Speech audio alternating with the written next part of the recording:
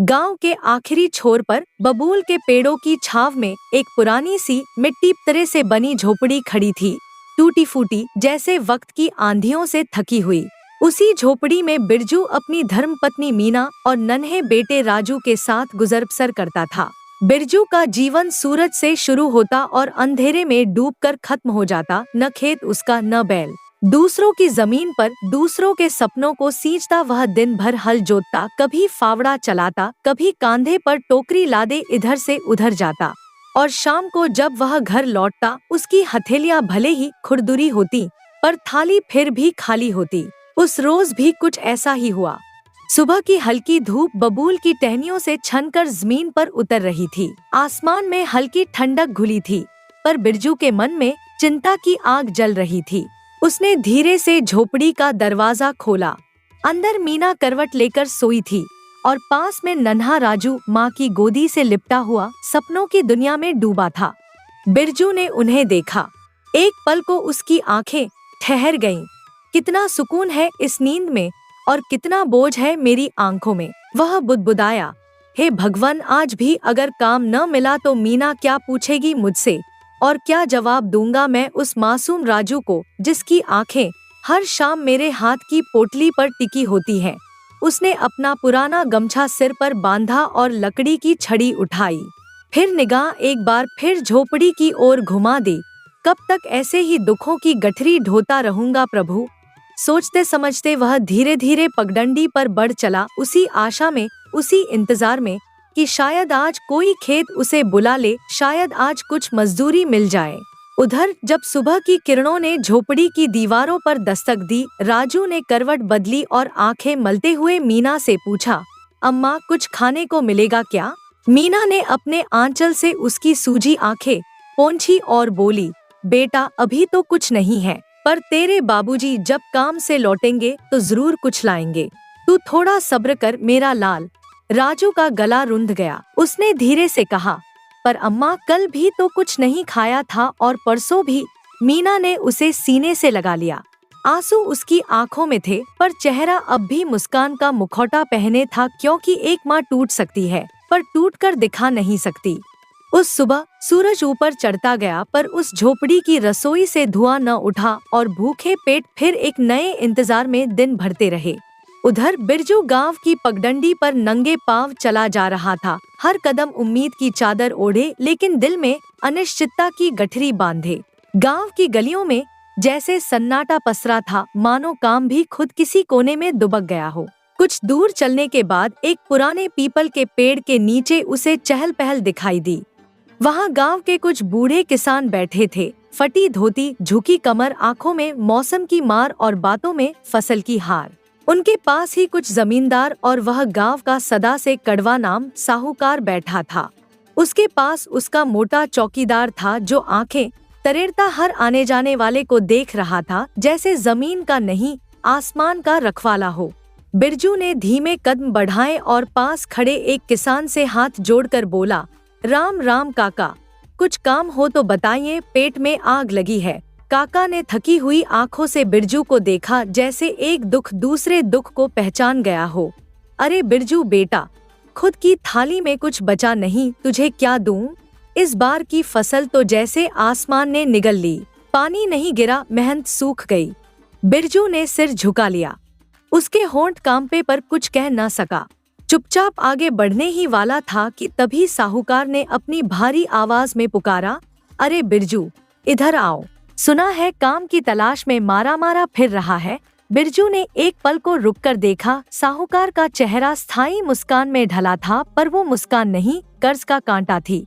जी सरकार, अगर सच में हिम्मत है तो मेरे खेत पर काम कर, मजदूरी मिलेगी, पर आधी आधी। बिरजू के मुंह से खुद ब खुद निकल गया। साहूकार ने अपनी मूंछों को ताव देते हुए कहा, हाँ हाँ आधी, क्योंकि तेरा पुराना कर्ज भी तो चुकाना है। तुझ पर मेरे पैसे हैं, वो भूल गया क्या? बिरजू का गला सूख गया। याद आ गया उसे वो पुराना सावन, जब राजू बीमार पड़ा था और उसे साहूकार से उधार लेना पड़ा था, बिना दस्तखत, बिना हिसाब, पर पूरे सूद के साथ। पर अब पेट की आग आत्मा की शर्म से बड़ी हो चली थी।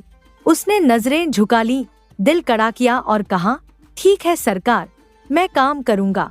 साहूकार मुस्कराया नहीं, हंसा। वह जानता था भूख जब घुटनों पर आ जाए तो इंसान अपने स्वाभिमान को भी खेत की मिट्टी बना देता है। और बिरजू, वह फिर से चल पड़ा, एक और दिन के बोझ को अपने कंधों पर उठाए, इस बार सिर्फ भूख के लिए नहीं बल्कि अपने बेटे की आंखों में उम्मीद बचाए रखने के लिए। शाम का सूरज अब क्षितिज की गोद में ढल चुका था। आकाश सिंदूरी हो उठा था, जैसे दिन ने अपने थके हुए पांव अब विश्राम की ओर मोड़ दिए हों। गांव के कच्चे रास्तों पर धूल की पतली परत चढ़ी थी और उसी धूल में अपने थके हुए कदम घसीटता बिरजू लौट रहा था, कंधे झुके हुए, आंखें बुझी हुई और हाथ में सिर्फ एक छोटी सी पोटली थी। उस पोटली में कोई खजाना नहीं था, बस एक मुट्ठी आटा और थोड़ा सा गुड़। पर भूख के बाजार में यही सबसे कीमती वस्तु थी। झोपड़ी के द्वार पर बैठी मीना ने जैसे ही बिरजू को देखा, उसकी आंखों में सब्र का सागर एक बार फिर लहराने लगा। वह कुछ कह नहीं पाई, पर उसके चेहरे की शिकन उसके मौन की चीख बन चुकी थी। बिरजू ने धीमे स्वर में कहा, हाँ मीना, कम है, मगर देख, आज राजू भूखा नहीं सोएगा। यह सुनते ही भीतर से नन्हा राजू उछलता कूदता बाहर आया। उसकी आंखों में भूख थी, पर उस भूख से बड़ी थी उम्मीद। बाबूजी, आज खाना मिलेगा ना? बिरजू ने उसके सिर पर हाथ फेरते हुए कहा। हाँ बेटा, आज तेरे लिए गुड़ और रोटी है। राजू मुस्कराया, जैसे उसके लिए किसी मेले की मिठाई आ गई हो। वो भूख से लाचार था, पर प्यार से भरपूर। मीना ने रोटी बनाने की तैयारी शुरू की, पर उसके हाथ रुक रुक कर चल रहे थे। चूल्हे की आंच धीमी थी, पर दिल की पीड़ा तेज हो चुकी थी। उसने एकटक बिरजू की ओर देखा और कहा, कब तक बिरजू, कब तक यूं ही आधी रोटी और अधूरे सपनों के सहारे जीते रहेंगे? आज जितनी मजदूरी की, उससे बस एक वक्त का खाना आया, और कल को अगर काम ना मिला तो? बिरजू कुछ क्षण मौन रहा। उसकी आंखें चूल्हे की लपटों को घूर रही थी, जैसे उनमें अपने ही भविष्य की परछाइयां तलाश रहा हो। फिर उसने गहरी सांस ली और धीमे स्वर में बोला, मीना, अब और नहीं। अब ये रोज रोज का अपमान, ये हाथ पसारना मैं नहीं सह सकता। कुछ तो बदलना होगा। मीना चौंकी। क्या करोगे? बिरजू कुछ देर तक चुप रहा, फिर जैसे अपने भीतर का बोझ उतारते हुए बोला, मैंने एक फैसला किया है मीना, मैं शहर जाऊंगा। शहर? मीना की आंखों में डर उतर आया। मगर कैसे? और वहां करेगा क्या? बिरजू अब थोड़ा सीधा बैठ गया, जैसे शब्दों के साथ उसका आत्मविश्वास भी जाग उठा हो। गांव में जितनी मेहनत करूं, उससे बस रोटी ही मिलती है। ना घर बनता है, ना सपना। पर शहर में काम ज्यादा है, मजदूरी भी बेहतर मिलती है। अगर कुछ साल वहां रहकर पसीना बहाऊं, तो हम भी कुछ जोड़ पाएंगे। खेत खरीदेंगे, पक्का घर बनाएंगे और राजू को स्कूल भेजेंगे, किताबें देगा, भविष्य देगा। मीना की आंखें भर आईं। उसने कुछ नहीं कहा, पर उसकी मौन स्वीकृति ने बहुत कुछ कह दिया। उस रात चूल्हे पर सिकी रोटी में आटे से ज्यादा उम्मीद की गंध थी और गुड़ की मिठास में पिता के संकल्प का स्वाद था। चूल्हे की आंच अब बुझने को थी, पर झोपड़ी के भीतर भावनाओं की ज्वाला धधक रही थी। रोटियां पक चुकी थी, गुड़ की मिठास हवा में घुली थी, लेकिन मीना के मन में एक अजीब सी कड़वाहट भर रही थी, बिछड़ने की। बिरजू की बात सुनकर वह एकटक उसकी ओर देखने लगी, जैसे आंखों से ही अपने सारे प्रश्नों को उड़ेल देना चाहती हो।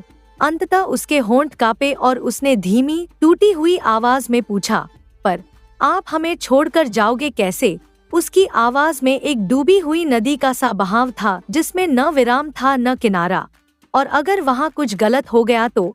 सुना है शहर में लोग बहुत चालाक होते हैं, गरीबों को लूट लेते हैं। अकेले परायों में क्या हाल होगा आपका? बिरजू ने मीना के सिर पर हाथ रखा। उसकी हथेली खुरदुरी थी, पर उसमें भरोसे की गर्मी थी। मीना, मैं कोई चोरी डकैती करने नहीं जा रहा। मैं वहाँ अपने खून पसीने की कमाई के लिए जाऊंगा। मेहनत करूंगा, इससे काम करूंगा, और जब कुछ ठीक ठाक जमा हो जाएगा तो लौट आऊंगा, हमेशा के लिए। मीना ने उसका हाथ थाम लिया और डबडबाई आंखों से बोली, मैं तुम्हारे बिना कैसे रहूंगी बिरजू? इस झोपड़ी की दीवारें तुम्हारी सांसों से जिंदा रहती है। तुम्हारे बिना ये सब कितना सूना लगेगा। तभी नन्हा राजू, जो कोने में बैठा सब कुछ सुन रहा था, लपककर बिरजू की गोद में चढ़ गया। उसकी छोटी छोटी बाहें अपने पिता के गले में लिपट गईं। बापूजी, आप सच में हमको छोड़कर जा रहे हो? बिरजू की आंखें भर आईं। उसने बेटे को कसकर भींच लिया और भर्राई आवाज में कहा, नहीं रे मेरे लाल, मैं तुझे छोड़कर नहीं जा रहा हूँ। मैं तो तेरे लिए ही जा रहा हूँ, ताकि तुझे कभी भूखा न सोना पड़े, ताकि तेरे पैरों में जूते हों, तेरी पीठ पर बस्ता हो और तेरे माथे पर सिर्फ ज्ञान की बूंदें हों, चिंता की नहीं। मीना सब समझ रही थी। वह जानती थी कि बिरजू की हर बात सच है, हर इरादा पवित्र है, पर मन तो भावनाओं से बना होता है, वह कहाँ तर्क की मानता है। वह चुपचाप बिरजू के पास आकर बैठ गई, उसका कंधा पकड़कर बोली, कब जाओगे? बिरजू ने एक लंबी सांस भरी और जैसे अपने भीतर की पीड़ा को समेटते हुए कहा, कल सुबह। वह रात भारी थी, नींद से नहीं, भावनाओं से।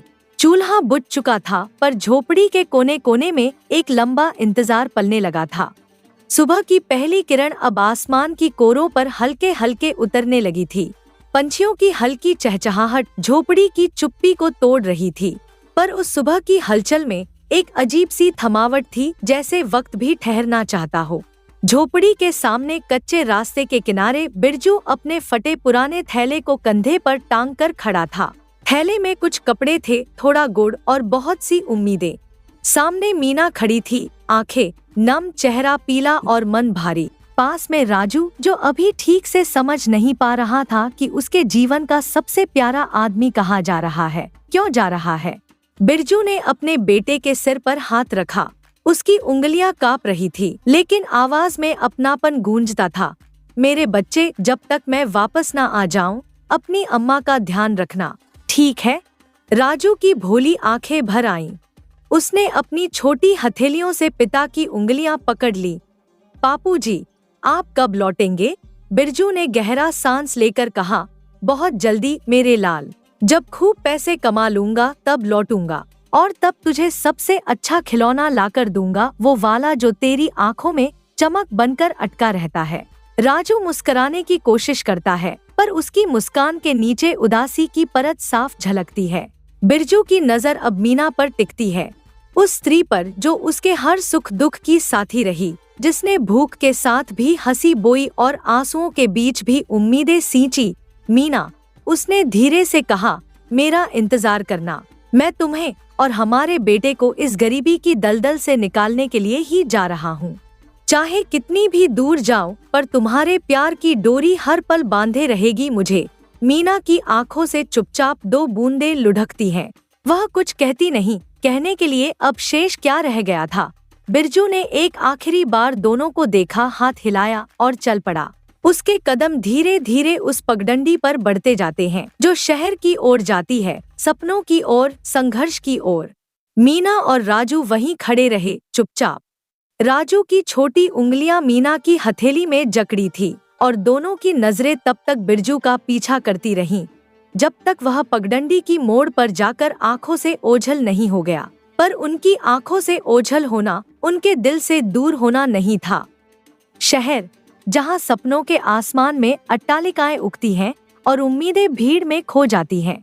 बिरजू, जो कल तक गांव की मिट्टी में रोटी के लिए पसीना बहाता था, आज उसी रोटी की तलाश में इस अनजान नगरी की धूल भरी गलियों में भटक रहा था। दिन चढ़ आया था, सूरज सिर पर था, पर उसकी किरणें जैसे तपिश नहीं, थकान बरसा रही थी। बिरजू की पांव की चप्पलें घिस चुकी थी, गला सूख चुका था और दिल में वह उम्मीद अब थक कर बैठने लगी थी, जो गांव से चलते समय आंखों में पल रही थी। हर चौराहे, हर फैक्ट्री के बाहर वह रुका, पसीने से भीगा हुआ उसका चेहरा हर दरवाजे पर काम मांगता, पर जवाब हर जगह एक सा होता, काम नहीं है, आगे जाओ।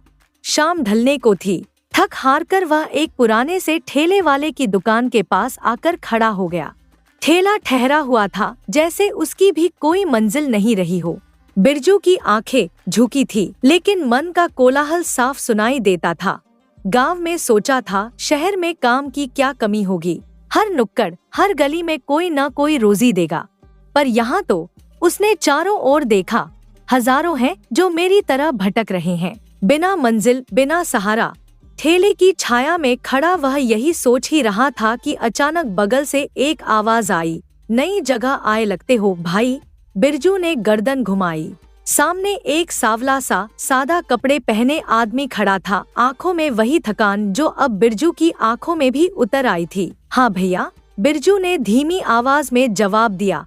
गांव से आया हूँ, काम की तलाश में हूँ, पर कुछ भी नहीं मिल रहा। वह आदमी मुस्कराया नहीं, बस एक ठंडी सांस छोड़ी। भाई तू अकेला नहीं है, यहाँ सैकड़ों नहीं हजारों लोग ऐसे ही घूम रहे हैं काम की तलाश में। पर ये शहर जितना बड़ा है उतना ही बेरहम भी। उसका स्वर मानो कोई पुराना ज़ख्म कुरेद गया हो। बिरजू कुछ कह नहीं सका, बस चुपचाप उसके शब्दों को पी गया, जैसे भूखा आदमी पानी पीकर भूख मिटाने की कोशिश करता है। उसकी आंखें दूर किसी अनजानी दिशा में टिक गईं। वहाँ कोई जवाब नहीं था, बस अंधकार था, और उस अंधकार में दबे हुए सपनों की चुप चीखें।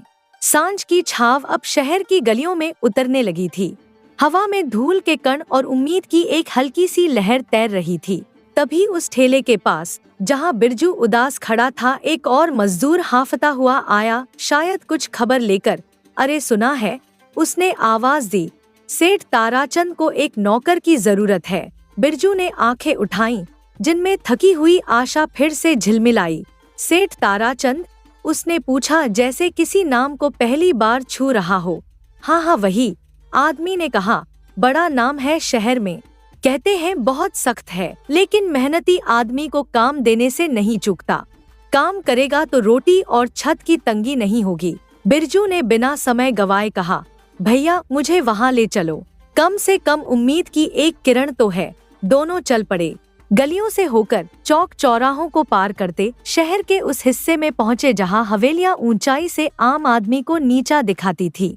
वही थी सेठ ताराचंद की हवेली, मिट्टी के आदमी के लिए पत्थर का महल। हवेली के सामने एक बड़ी नक्काशीदार कुर्सी पर सेठ ताराचंद विराजमान था।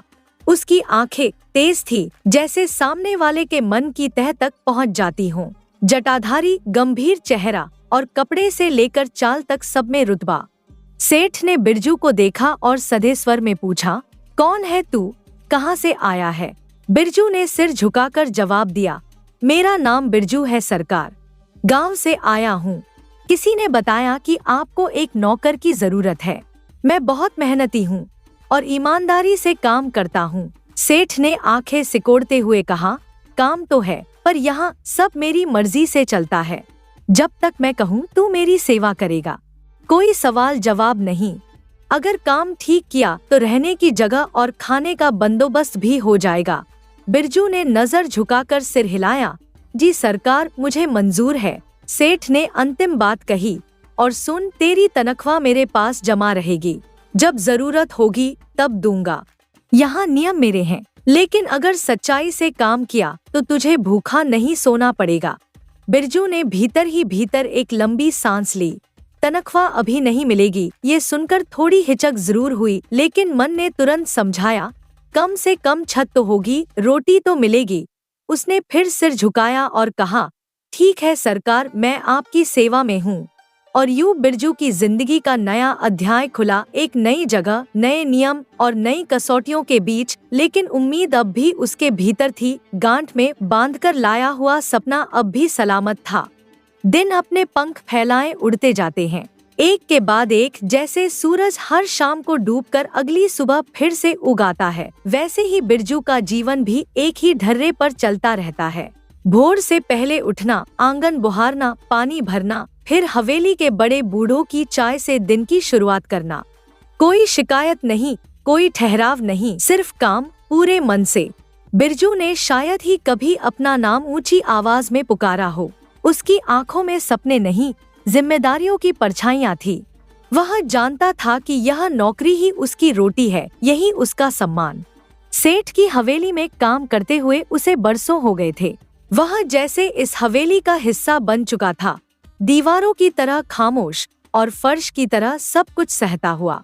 एक दिन दोपहर के वक्त सेठ अचानक गरज पड़े, अरे बिरजू, चाय में शक्कर कम क्यों है? बिरजू हाथ जोड़कर खड़ा हो गया, आंखें झुकी रहीं। सरकार, गलती हो गई, माफ कर दीजिए, अभी दूसरी बना देता हूँ।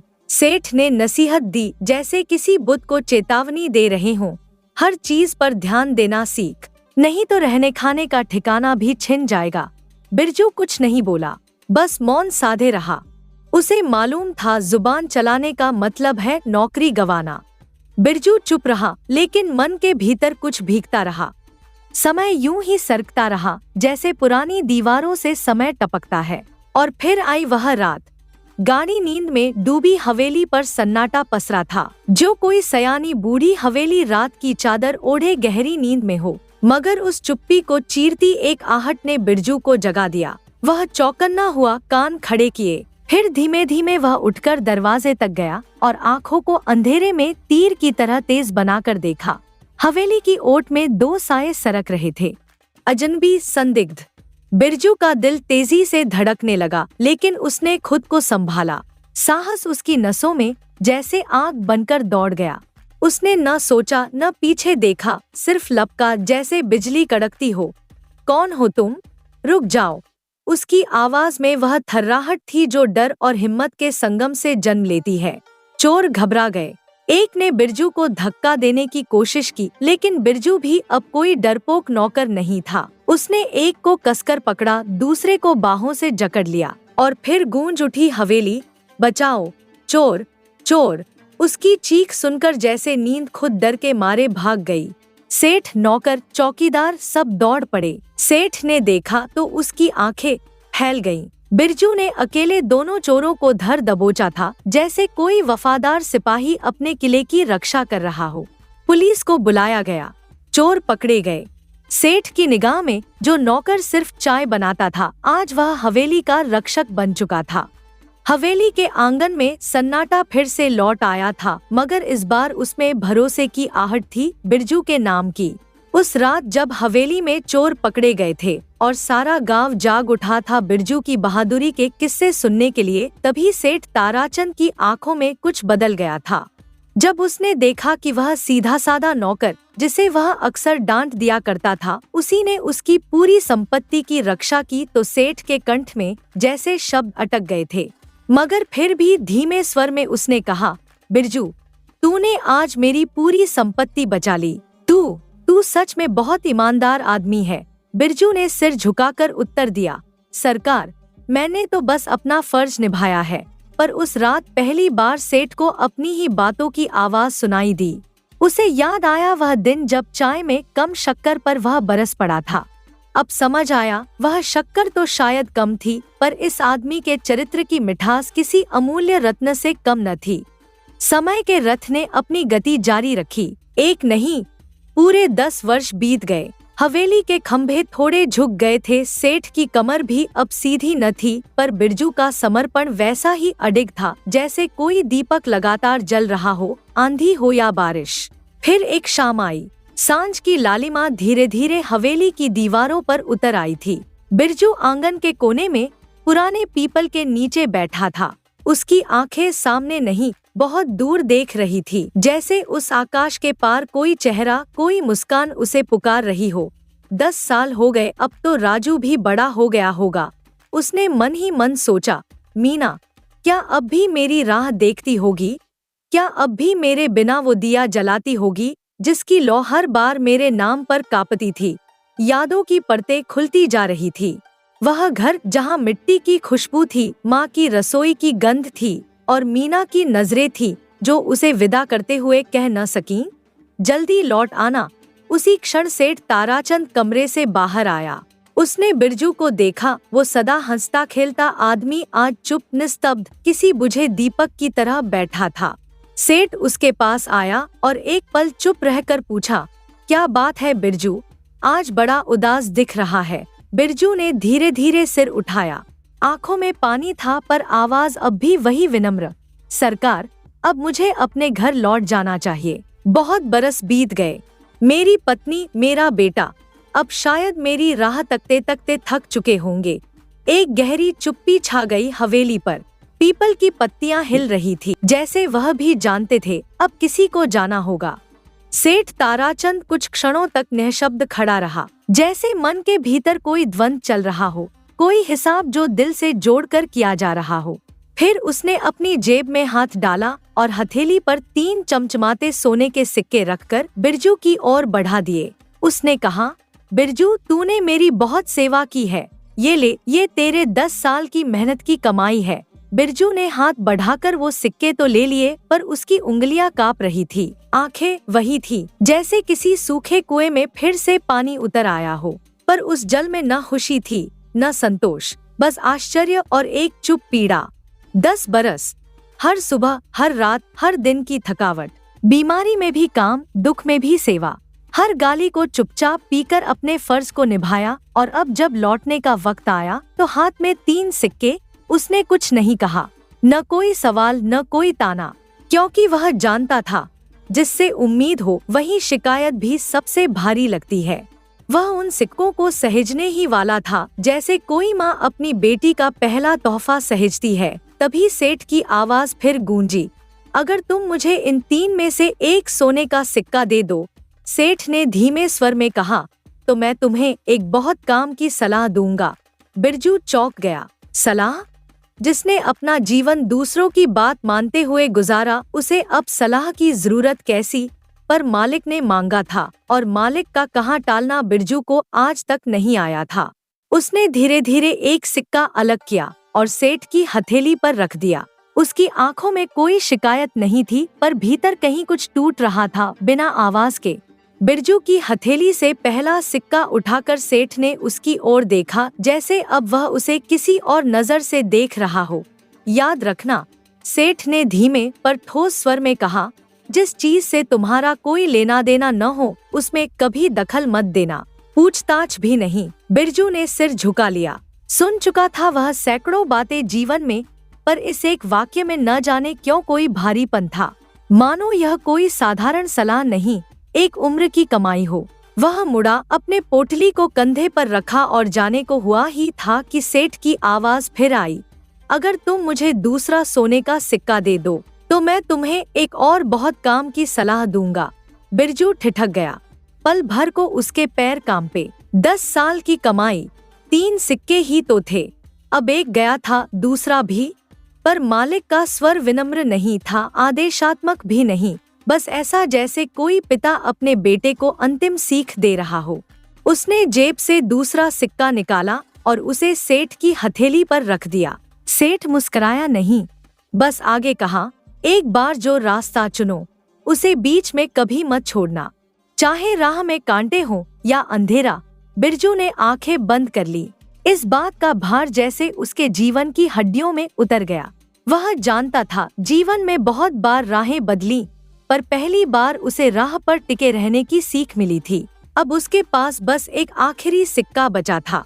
उसकी अंगुलियां उस सिक्के को मुट्ठी में कसकर पकड़ चुकी थी। फिर वह धीरे धीरे पीछे मुड़ा, चलने को हुआ कि तभी फिर सेठ की आवाज आई, बिरजू।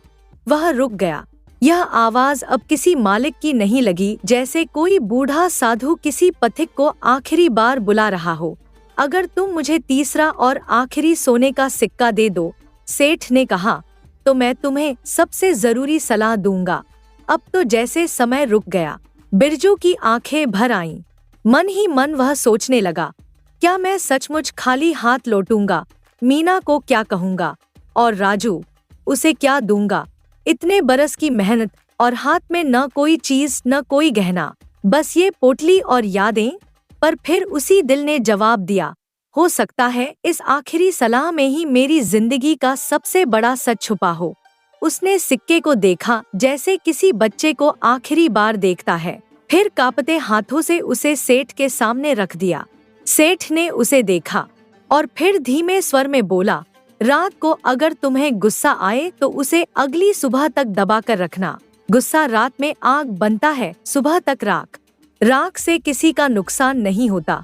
बिरजू की आंखें डबडबा आईं। उसने हाथ जोड़कर कहा, सरकार, मैं आपकी दी हुई बातों को जीवन भर याद रखूंगा। अब वह सचमुच खाली हाथ जा रहा था, पर मन ऐसा भरा हुआ था जैसे कोई साधु हिमालय से लौट रहा हो, अनुभव का खजाना साथ लेकर। बिरजू अब अकेला था, न साथ में मालिक की हवेली थी, न काम की चिंता, बस तन पर पुराने कपड़े, कांधे पर पोटली और जेबें खाली। लेकिन हृदय में 3 अनमोल मोती थे, वे वचन जो सेठ ताराचंद ने उसे विदाई में दिए थे। दोपहर ढलने को थी। सूरज अपनी किरणों को समेटता जा रहा था, जैसे आसमान पर भी कोई थका हुआ मजदूर उतर रहा हो। बिरजू एक पुराने सुनसान रास्ते पर धीरे धीरे चल रहा था। पेड़ों की छांव लंबी होती जा रही थी और पंछियों का कलरव अब घर लौटने की पुकार में बदल चुका था। तभी उसकी नजर एक बूढ़े से आदमी पर पड़ी जो एक घने पेड़ की छाया में बैठा था। उसके हाथों में सूखी पत्तियां थी और उन पर वह बड़े ध्यान से सोने जैसी चमकती मोहरें चिपका रहा था, एक एक करके बड़े सलीके से, मानो कोई साधु जपमाला फेर रहा हो। सचमुच सोने की मोहरें। बिरजू ठिठक गया। उसकी आंखें फैल गईं। यह कोई सपना है या कोई छलावा? मन भीतर से उफनने लगा। कौन है ये आदमी? क्या कर रहा है और क्यों? पर तभी एक धीमा पर दृढ़ स्वर भीतर से गूंजा, जिस चीज से तुम्हारा कोई लेना देना न हो उसमें कभी दखल मत देना। सेठ की दी पहली सीख आज पहली बार सामने खड़ी थी, जैसे जीवन की परीक्षा का प्रश्न पत्र बन गई हो। बिरजू ने उसे देखा, फिर आगे बढ़ गया। न कोई सवाल, न कोई शक, बस एक सम्मानजनक मौन। वह कुछ नहीं बोला, ना उस आदमी को टोका, ना एक शब्द पूछा। चुपचाप अपने रास्ते पर बढ़ गया, धीरे धीरे, जैसे आत्मा के भीतर संतोष की कोई धारा बह रही हो। अभी मुश्किल से 10 कदम ही बढ़ा होगा कि पीठ पीछे से एक पुकार आई, अरे ओ मुसाफिर, जरा ठहरो तो। उसने धीमे स्वर में कहा, जिसकी गूंज पेड़ों के बीच ठहर गई। बिरजू का पैर थम गया। उसने धीरे धीरे गर्दन घुमाई। उस विशाल पेड़ के नीचे अब वह अजीब सा आदमी खड़ा था, उसकी ओर देखता हुआ, जैसे बरसों से इंतजार कर रहा हो। बिरजू चुप था। उसके चेहरे पर सवाल नहीं, बस शांति थी। मन कह रहा था, अब जो होगा वह भी कोई इम्तिहान ही होगा। बूढ़ा आदमी बोला, मैं यहाँ पिछले कई सालों से बैठा हूँ, इन्हीं पत्तियों पर सोने की मोहरें चिपकाता आ रहा हूँ। इस रास्ते से न जाने कितने लोग गुजरे, हर किसी ने यही पूछा कि मैं यह सब क्यों कर रहा हूँ। पर तुम पहले इंसान हो जिसने मुझसे कुछ नहीं पूछा। बिरजू ने विनम्रता से उत्तर दिया, बाबा, मुझे आपके काम से कोई परेशानी नहीं थी। हर किसी की अपनी वजह होती है और हर मंजर के पीछे कोई न कोई कथा होती है, पर हर कथा जानना जरूरी नहीं होता। बूढ़े की आंखों में एक दीप्ति भर आई, जैसे किसी ने वर्षों पुराना विश्वास फिर से लौटा दिया हो। वह हंसा, एक खुलकर बिखरती हुई हंसी, और फिर वह उठा, पेड़ की मोटी डाल को हिलाने लगा, और फिर मानो आसमान ने अपना खजाना खोल दिया हो। ऊपर से सोने की मोहरें झरने लगी, एक एक करके, बूंदों की तरह, ओस की तरह, जैसे देवताओं की कोई कृपा बरस रही हो। पत्तियों पर छन छन करती, जमीन पर झनझन बजती, और हवा में एक मधुर गूंज सी उठी। बिरजू स्तब्ध खड़ा था। उसकी आंखें उस दृश्य में डूब गईं। मुसाफिर, बूढ़े ने कहा, यह तुम्हारी नेकदिली और समझदारी का इनाम है। लोग सवाल करते हैं, शक करते हैं, पर तू चुप रहा, और इसी चुप्पी में तूने मेरी परीक्षा पास कर ली। जितनी मोहरें चाहिए ले जा। बिरजू ने तुरंत अपना पुराना झोला खोला, जिसमें अब तक बस कुछ रोटियां और एक छोटा सा चाकू रखा था, और मोहरें उसमें भरने लगा। उसकी आंखों में अब आंसू थे, खुशी के आंसू। वह आदमी के सामने हाथ जोड़कर खड़ा हो गया, जैसे कोई भिक्षुक नहीं बल्कि कोई ऋणी खड़ा हो, जिसने खुद से अधिक अपने भाग्य को धन्यवाद दिया हो।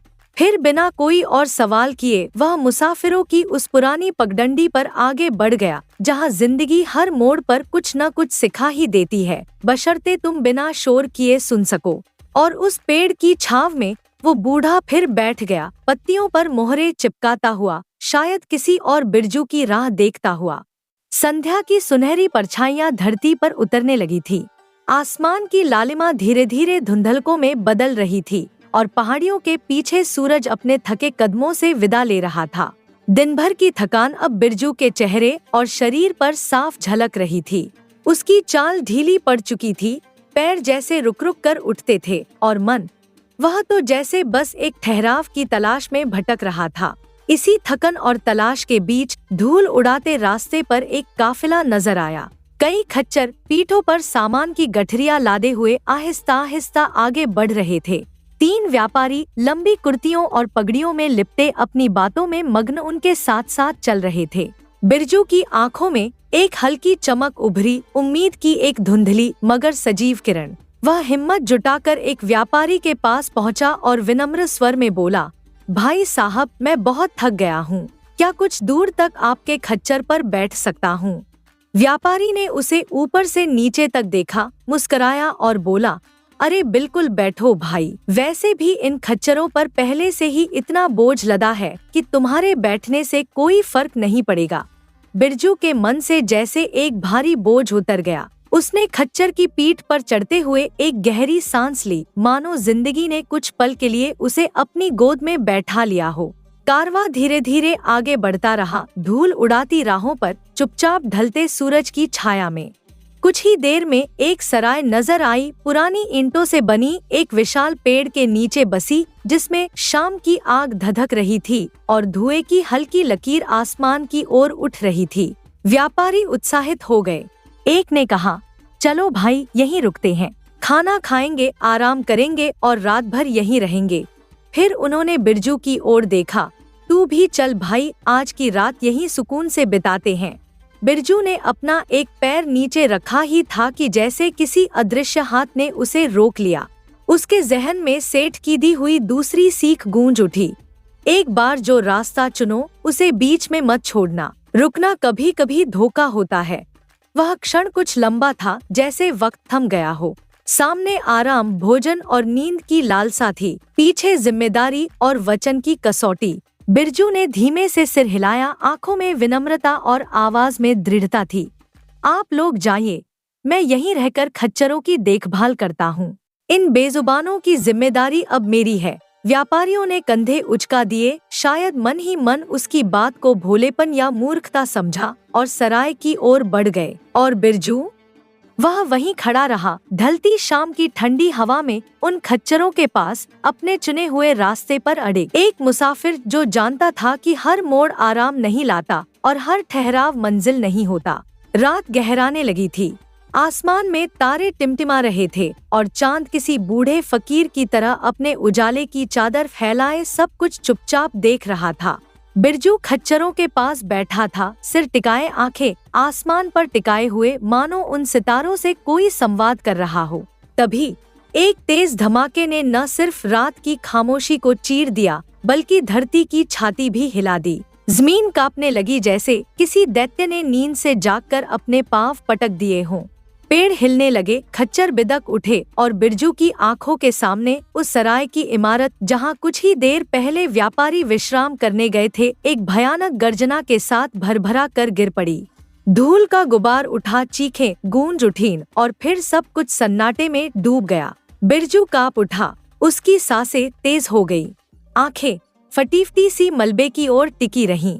कुछ देर तक तो वह हिल भी न सका, मानो शरीर पत्थर बन गया हो। लेकिन जैसे ही समझ लौटी, वह समझ गया, अगर वह भी भीतर गया होता तो अब इस धरती पर उसका नाम और निशान भी बाकी न रहता। उसे सेठ की वो दूसरी सीख याद आई, जो किसी समय बस एक साधारण वाक्य सी लगी थी, एक बार जो रास्ता चुनो उसे बीच में मत छोड़ना। पर आज वही सीख उसकी ढाल बन गई थी। बिरजू की आंखें भर आईं। उसने हाथ जोड़कर ऊपर देखा, आसमान की ओर, जैसे किसी अनदेखे अनजाने रक्षक को धन्यवाद दे रहा हो, जिसने उसे बचा लिया। कोई शब्द नहीं बोले, बस मौन में ही उसने अपना आभार व्यक्त किया। फिर उसने खच्चरों को पुकारा, उनकी पीठ पर प्यार से हाथ फेरा और हक लगाकर उन्हें चलने को कहा। रात की ठंडी हवा में उस वीरान राह पर एक अकेला मुसाफिर अपनी नियति की ओर बढ़ चला। 3 दिन और 3 रातें बीती, धूप, धूल और थकान से भरी हुई, लेकिन अब कोई शिकायत न थी। अब हर कदम में विश्वास था, हर सांस में शुक्र। और फिर एक सुबह, जब सूरज की पहली किरण धरती पर उतरी, जब पंछियों ने कोयल की तान में स्वर मिलाया, तब बिरजू की आंखों के सामने कुछ धुंधला सा आकार उभरा। जैसे ही वह पास आया, उसका दिल जोर जोर से धड़कने लगा। वो उसका अपना गांव था, मिट्टी की वही खुशबू, वही पेड़, वही रास्ते, और दूर से आती कोई माँ की पुकार जैसी अनुभूति। बिरजू ठहर गया। उसकी आंखों में आंसू थे, पर वो दुख के नहीं थे। वे उस सफर की थकन, राहत और एक सच्चाई की गहराई से उपजे आंसू थे। और उस पल समय ने जैसे खुद झुककर बिरजू से कहा, तू अपने रास्ते पर डटा रहा, इसलिए तू अब अपने घर है। रात गहरा चुकी थी, चांदनी कच्ची गलियों पर ऐसे बिखरी थी जैसे किसी बूढ़ी दाई ने अपने सफेद बाल खोलकर गांव की गोद में फैला दिए हों। हवा में नीम के पत्तों की हल्की सरसराहट थी और कहीं दूर एक कुत्ता भौंककर फिर चुप हो गया था। ऐसे ही नर्म सन्नाटे को चीरता हुआ थकन और उम्मीद का बोझ उठाए बिरजू अपने गांव के उस घर के सामने आकर रुका जहां कभी उसका बचपन दौड़ता था और जहां एक नर्मसी मुस्कान उसका इंतजार करती थी। मीना। उसने हौले से दरवाजा खटखटाया। 1, 2, 3 बार, पर भीतर कोई हलचल न हुई। थोड़ी देर बाद लकड़ी का पुराना दरवाजा कूं की आवाज करता हुआ धीरे धीरे खुला। अंदर से एक स्त्री निकली, साफ शांत चेहरा, माथे पर हल्की बिंदी, पर आंखों में थकान की धुंध। वह मीना थी, पर मीना की नजरें अपरिचय से भरी थी। उसने सामने खड़े मुसाफिर को देखा पर उसमें बिरजू को नहीं पहचाना। बिरजू का दिल जैसे अचानक किसी पत्थर से टकरा गया हो। उसकी सांसों में एक पल को रुकावट आई। इतने वर्षों की दूरी, बदलती शक्ल, थकन और धूल ने शायद उसे पहचान से मिटा दिया था। वह धीमी आवाज में बोला, इतनी रात आपको परेशान करने के लिए क्षमा चाहता हूँ। मैं बहुत दूर से आया हूँ। रास्ते में अंधेरा हो गया। क्या मेरा खच्चर और मैं एक रात यहाँ ठहर सकते हैं? मीना ने दरवाजे की आड़ से झांका। शायद वह कुछ सोच रही थी, कुछ तलाश रही थी, किसी भूली हुई छाया को उस चेहरे में। फिर धीमे से बोली, घर में तो जगह नहीं है, पर आंगन में ठहर सकते हो। बिरजू के हृदय में एक गहरी टीस उठी। यह वही घर था जहाँ कभी मीना ने उसे चाय बनाकर दी थी, उसकी प्रतीक्षा की थी, उसके लिए रुई की रजाई सहेजी थी, और आज उसी घर के आंगन में वह एक परदेसी की तरह ठहरने की अनुमति पा रहा था। लेकिन उसके होठों पर फिर भी मुस्कान थी, वो मुस्कान जो शिकायत नहीं करती, सिर्फ यादों को चुपचाप पी जाती है। वह चुपचाप खच्चर को पेड़ से बांधता है, उसके सिर पर प्यार से हाथ फेरता है और फिर अपने पुराने घर की दीवार से टेक लगाकर बैठ जाता है। आंगन की मिट्टी में उसकी पीठ से लगी हुई दीवार अब भी वही थी, पर वक्त अब किसी और की छत लेकर सो गया था। चांदनी अब भी बिखरी थी, पर उस रात उसका उजाला बिरजू के दिल तक नहीं पहुंच सका। बिरजू थककर चूर हो चुका था। लंबा सफर, ठंडी हवाएं और मन के भीतर उमड़ती घुमड़ती यादों की घटाएं अब उसकी पलकों पर भारी पड़ने लगी थी। वह चुपचाप खाट पर लेट गया और हल्के से मुस्कुरा दिया। उसके होठों पर एक धीमी सी लहर थी। सुबह जब मीना मुझे देखेगी पहचान नहीं पाएगी। फिर अचानक उस मुस्कान में थोड़ा शरारत थी, थोड़ा संतोष। उसकी आंखें धीरे धीरे बंद होने लगी थी, मानो अब सपनों में मीना की हैरानी देखेगा, उसका चौंकना, फिर आंखों में भर आने वाली बूंदें, सब कुछ। लेकिन तभी दरवाजे की सांकल खड़की। बिरजू का ध्यान टूटा। उसकी नजर एक साए पर पड़ी। कोई आदमी दरवाजे के भीतर दाखिल हो रहा था। सर्द हवा का झोंका भीतर आया और साथ लाया संदेह की तीखी सनसनाहट। बिरजू का दिल धक से रह गया। उसका सीना तेजी से उठने गिरने लगा। कौन है ये इस वक्त? और मीना ने दरवाजा क्यों खोला? क्या मीना? उसका दिल कांप उठा। क्या वह मेरा इंतजार करते करते थक गई? किसी और का हाथ थाम लिया। बिरजू के हाथ बेख्तियार मुट्ठी बनने लगे। उसके पांव अपने आप दरवाजे की ओर बढ़ने लगे, तेज, भरे गुस्से और बेचैनी से। उसने अपनी आंखों में एक अजनबी की छाया को देखा और भीतर का तूफान फन उठाने लगा। पर तभी सेठ की तीसरी सी एक गूंज बनकर उसके कानों में उतर आई। रात को अगर तुम्हें गुस्सा आए तो उसे सुबह तक दबाकर रखना, क्योंकि रात के अंधेरे में देखा गया सच अक्सर झूठ निकलता है। बिरजू के पांव वहीं थम गए, जैसे किसी ने जकड़ लिया हो। उसकी सांस अब भी तेज थी, पर उसने खुद को रोका। एक लंबा गहरा सांस लिया। अगर यह सच भी है तो सुबह देखूंगा, उसने अपने आप से कहा। अभी नहीं, अभी मुझे सो जाना चाहिए। और वह वापस पलटा, खाट पर फिर से लेट गया। इस बार आंखें बंद करते हुए। मन में हलचल फिर भी जारी थी, पर चेहरे पर एक बुझी हुई शांति थी, जैसे कोई योद्धा अपनी तलवार म्यान में रखकर सुबह की रणभूमि के लिए धैर्य से प्रतीक्षा कर रहा हो। सवेरा हुआ। गांव के आंगन में कोहरे की चादर धीरे धीरे हट रही थी, जैसे रात ने अपनी अंतिम सांस छोड़ दी हो। पक्षियों की चहचहाहट के बीच घर के पुराने लकड़ी के दरवाजे की कड़कड़ की आवाज सुनाई दी। वही दरवाजा जिसे रात बिरजू निहारता रहा था। संदेह, भय और अधूरी आशाओं के साथ।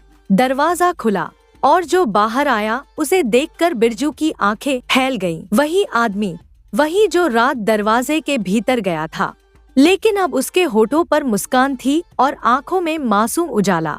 वह हंसते हुए बोला, देखो माँ, मैं काम पर जा रहा हूँ, लौटते वक्त तुम्हारे लिए लोबिया जरूर लाऊंगा माँ।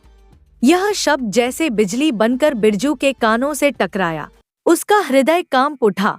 माँ, उसके भीतर की सारी शंकाएं एक ही पल में ढह गईं।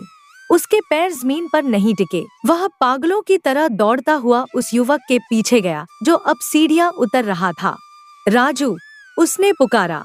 लड़का चौंक कर पीछे मुड़ा। बाबा, बाबा आप, बाबा। और तभी वक्त जैसे थम गया। बिरजू की आंखों से अश्रुधारा बह निकली। वो खुद को रोक न सका। सालों का बिछोह, अपनों की तलाश और हर दिन के टूटे बिखरे सपनों का मलबा सब एक क्षण में बह गया। मीना वहीं खड़ी थी। वही मीना जैसी यादों में थी, वैसी ही आंखों में अपार इंतजार समेटे 10 वर्षों का मौन बिना किसी शिकायत के उसके चेहरे पर लिखा था। अगर मैं कल रात अपने गुस्से में बहक गया होता, बिरजू की आवाज कांप उठी, तो अपने ही बेटे को अपने हाथों से खत्म कर बैठता। वह जमीन पर बैठ गया, सिर झुकाकर बोला, सेठ की तीसरी सीख उसने मुझे बचा लिया। मीना ने चुपचाप उसका सिर उठाया और अपने आंचल से उसके आंसू पोंछ दिए। उस दिन सूरज की रोशनी जैसे सचमुच घर के हर कोने में उतर आई थी। सालों की दूरी एक सुबह के आलोक में मिट गई। उस दिन के बाद बिरजू और उसके परिवार ने फिर कभी किसी अभाव का मुंह नहीं देखा। उनकी झोंपड़ी में बरकत उतरी, खेतों में हरियाली आई और जीवन में सच्चा सुख। लेकिन बिरजू ने सेठ की 3 सीखों को अपने हृदय में गूंद कर रख लिया। हर कठिन मोड़ पर वही 3 दीपक बनकर उसका मार्ग दिखाते रहे। संघर्ष में संयम, क्रोध में धैर्य और शंका में प्रतीक्षा। और यही सीखें उसने राजू को भी सौंपी, जैसे एक पिता अपना सबसे कीमती खजाना सौंपता है। अगली कहानी। सुबह का समय था। सोनपुर गांव की पथरीली गलियों पर धूप की पहली किरणें उतरने लगी थी। हवा में ठंडक थी, पर सूरज की रोशनी धीरे धीरे देहाती छतों को छूने लगी थी। कहीं दूर से गायों की घंटियां टुनक रही थी और चिड़ियों का कलरव आंगनों में गूंज रहा था। मुखिया की पत्नी रामकली अपने आंगन में झाड़ू लगा रही थी, धीरे धीरे, जैसे हर बुहारी से घर के कोनों में बसी थकान को मिटा रही हो। पल्लू कमर में खोसे, आंखों में सुबह की ताजगी लिए वह रोज की तरह घर को संवारने में लगी थी। तभी अचानक द्वार पर तेज कदमों की आहट हुई। मुखिया हरिहर प्रसाद खुद दौड़ते हुए भीतर आया। माथे पर पसीना, आंखों में चिंता और स्वर में हड़बड़ाहट थी। अरे ओ भाग्यवान, ये झाड़ू बुहारी छोड़ो, अभी बहुत बड़ी बात हो गई है, सुनो, ध्यान से सुनो। रामकली झाड़ू थामे ही पलटी और चौंक कर बोली, काहे को आसमान सिर पे उठा रखे हो, कहो भी तो हुआ क्या है। मुखिया हांफते हुए बोला, तिजोरी खोलो जल्दी।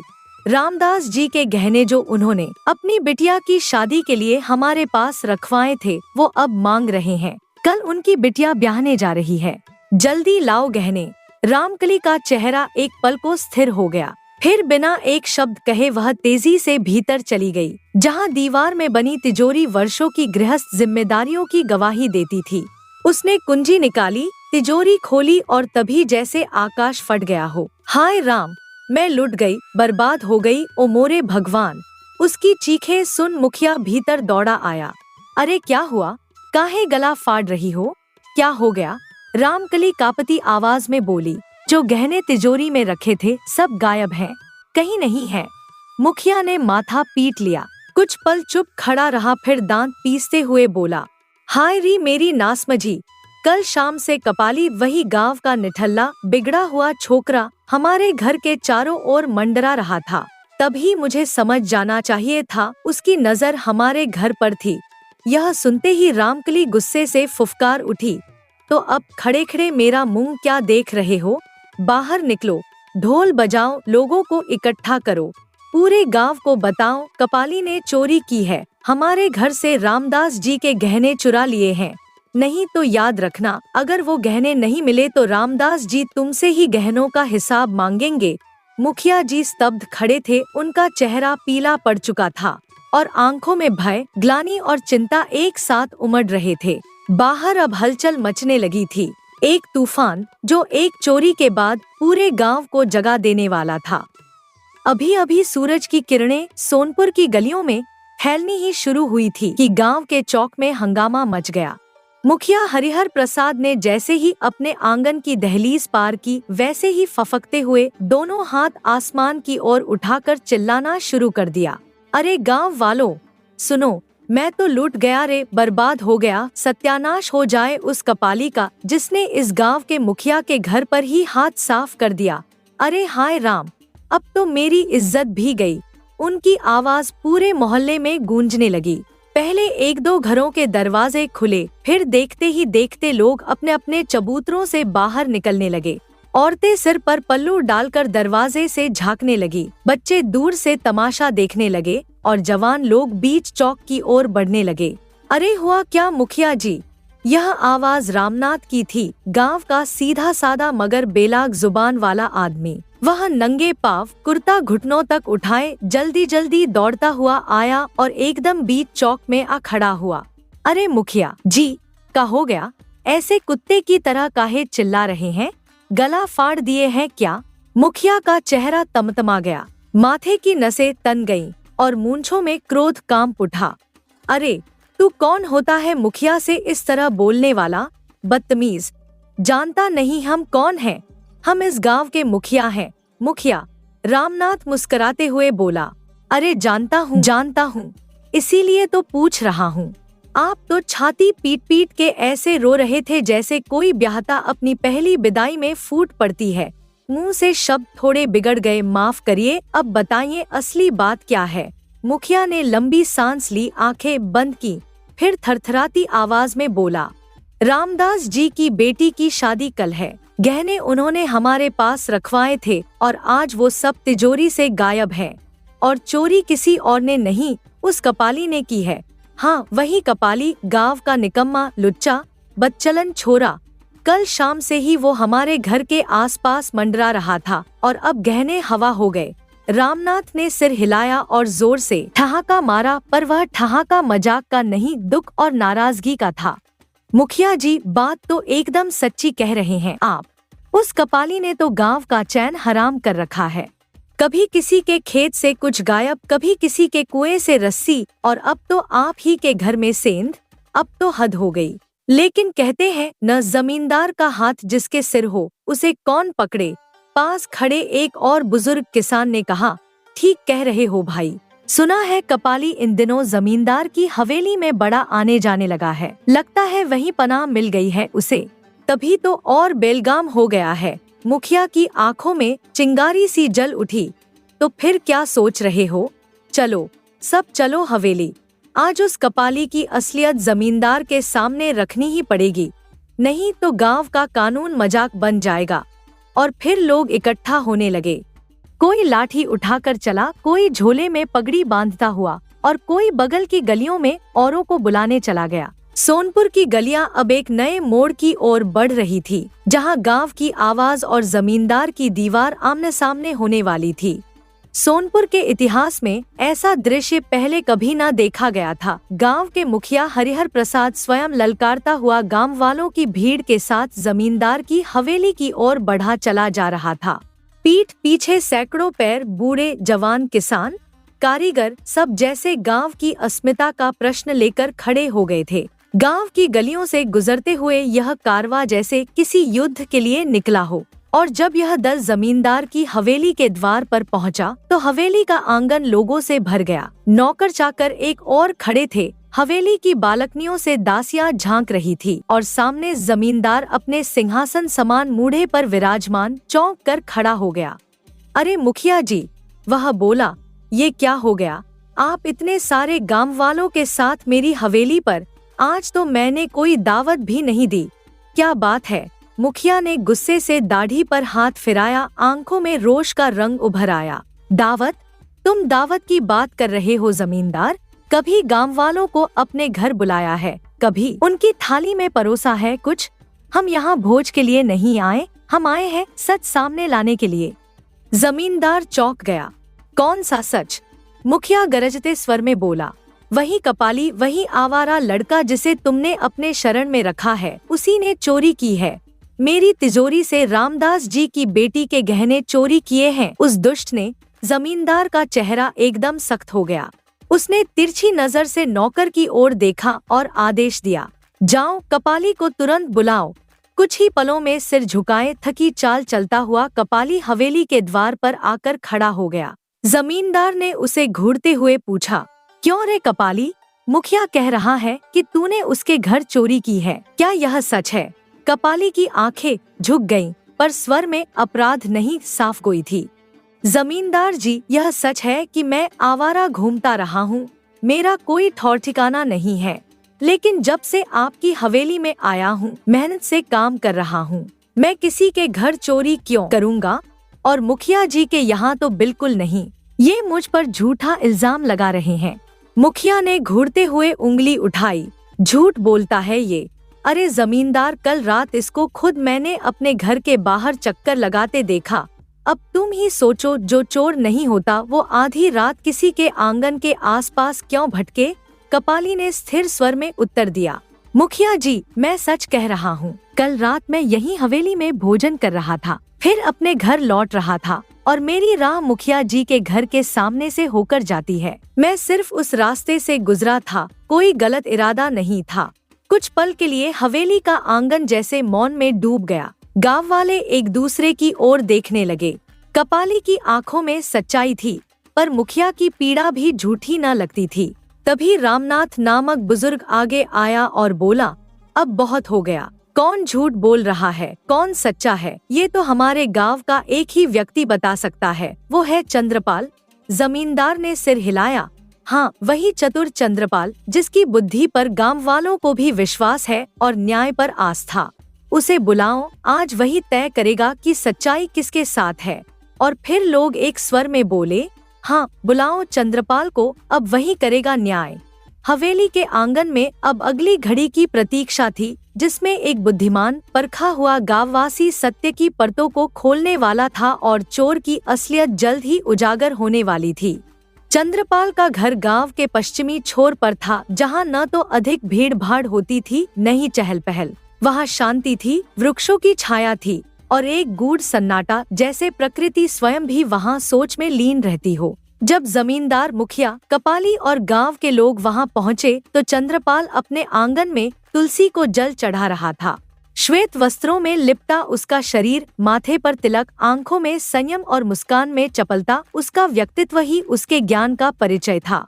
उसने अपनी आंखें उठाईं और आने वालों की भीड़ को देखकर धीमे स्वर में मुस्कुराया, अरे लगता है कोई बड़ी चोरी हो गई है, जो खुद जमींदार जी, मुखिया जी और पूरा गांव मेरे आंगन में चला आया। जमींदार ने आगे बढ़कर सम्मानपूर्वक हाथ जोड़ते हुए कहा, हे चंद्रपाल, तुम्हें कौन नहीं जानता, तुम्हारी बुद्धि, न्यायप्रियता और दूरदर्शिता की मिसाल दी जाती है। मैं तो राजा दक्षराज से मिलने जाने ही वाला था, पर तभी मुखिया जी समस्त गांव वालों को लेकर मेरी हवेली पर आ धमके। मुखिया ने वहीं से बात जोड़ दी, हाँ चंद्रपाल, मेरे घर से गहने चोरी हुए हैं और मेरी तिजोरी खाली है, और यह कारनामा मेरी समझ से उसी कुख्यात कपाली का है। कपाली सिर झुकाए चुपचाप खड़ा था। कुछ चेहरे उस पर अविश्वास से घूर रहे थे, कुछ तटस्थ थे, पर चंद्रपाल ने एक पल के लिए सबको देखा, कपाली के मुख को ध्यान से देखा और मुखिया की थकी हुई आंखों को भी। फिर चंद्रपाल ने गंभीर स्वर में कहा, देखो, कपाली का नाम गांव में बहुत अच्छा नहीं है। यह बात सत्य है, लेकिन ना जाने क्यों मेरे अंतर की कोई रेखा कह रही है कि इस बार अपराध उसके हाथों से नहीं हुआ। भीड़ में हलचल हुई, कुछ लोगों ने आश्चर्य से आंखें फैलाईं, कुछ ने फुसफुसाना शुरू किया। जमींदार ने पूछा, तो फिर क्या करें, निर्णय कौन देगा? चंद्रपाल ने अपनी वही रहस्यमय मुस्कान ओढ़ ली, निर्णय होगा, अवश्य होगा, पर आज नहीं कल। सच्चाई को उघाड़ने के लिए मुझे एक रात्रि चाहिए, सोचने की, परखने की। कल सुबह सब लोग, जमींदार जी, मुखिया जी, कपाली और समस्त ग्रामवासी गांव के उस पुराने बरगद के नीचे एकत्र हों, जो खेतों की सरहद पर खड़ा है। वहीं होगा निर्णय और वहीं खुलेगा उन गहनों की चोरी का रहस्य। चंद्रपाल ने बात पूरी की और हाथ जोड़कर भीतर चला गया, और पीछे रह गए सैकड़ों लोग एक अजीब से कौतूहल, शंका और प्रतीक्षा के भाव लिए। अब गांव का हर कोना केवल एक ही बात दोहरा रहा था, कल सुबह बरगद के नीचे चंद्रपाल बताएगा कि असली चोर कौन है। सुबह का प्रथम प्रहर था। सूरज की हल्की किरणें सोनपुर के खेतों को छू रही थी और गांव के पश्चिमी छोर पर खड़ा वह विशाल बरगद, जिसकी छाव में पीढ़ियों ने विश्राम लिया था, आज न्याय का साक्षी बनने जा रहा था। बरगद की छाया में एक गोल दायरे में चारों ओर गांव वाले बैठे थे। जमींदार अपनी भव्य पोशाक में, मुखिया थोड़े असहज और कपाली अब भी चुपचाप किनारे खड़ा था और ठीक सामने एक चटाई पर पालथी मारे बैठे थे चंद्रपाल, अपने शांत स्वर, दृढ़ दृष्टि और विचारशील मुद्रा में। सामने जमीन पर एक माटी की हांडी रखी थी जिसमें साधारण सी राख भरी हुई थी, पर वह राख उस दिन केवल राख नहीं बल्कि सत्य और असत्य की परीक्षा का माध्यम बनने वाली थी। चंद्रपाल ने सबकी ओर देखकर गूंजती आवाज में कहा, गांव वालों, मेरी बात ध्यान से सुनो। यह हांडी साधारण नहीं है, इसमें भरी है चमत्कारी राख, ऐसी राख जो सत्य को उजागर कर सकती है। सभी की आंखें हांडी की ओर मुड़ गईं।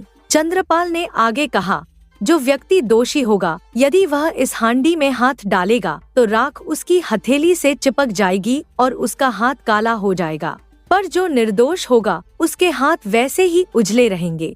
अब सब बारी बारी से झोंपड़ी के अंदर जाएं, अकेले और हांडी में हाथ डालकर बाहर आ जाएं। बाद में मैं सबके हाथ देखूंगा। यह कहकर उसने हांडी को उठाया और बरगद के सामने बनी झोंपड़ी के भीतर रख दिया। गांव में सन्नाटा छा गया। लोग एक दूसरे का चेहरा देखने लगे। फिर चंद्रपाल ने आदेश दिया, चलो एक एक करके भीतर जाओ। और एक एक कर सब भीतर गए। जो निर्दोष थे वे निडर थे। उन्होंने चुपचाप हांडी में हाथ डाला, राख हथेलियों पर लगी और बाहर आकर चुपचाप बैठ गए। पर जो दोषी था उसके मन में डर ने जड़ें जमा ली थी। अंत में चंद्रपाल सबके सामने खड़ा हुआ। उसकी दृष्टि शांत थी पर उसके शब्दों में न्याय की दृढ़ता थी।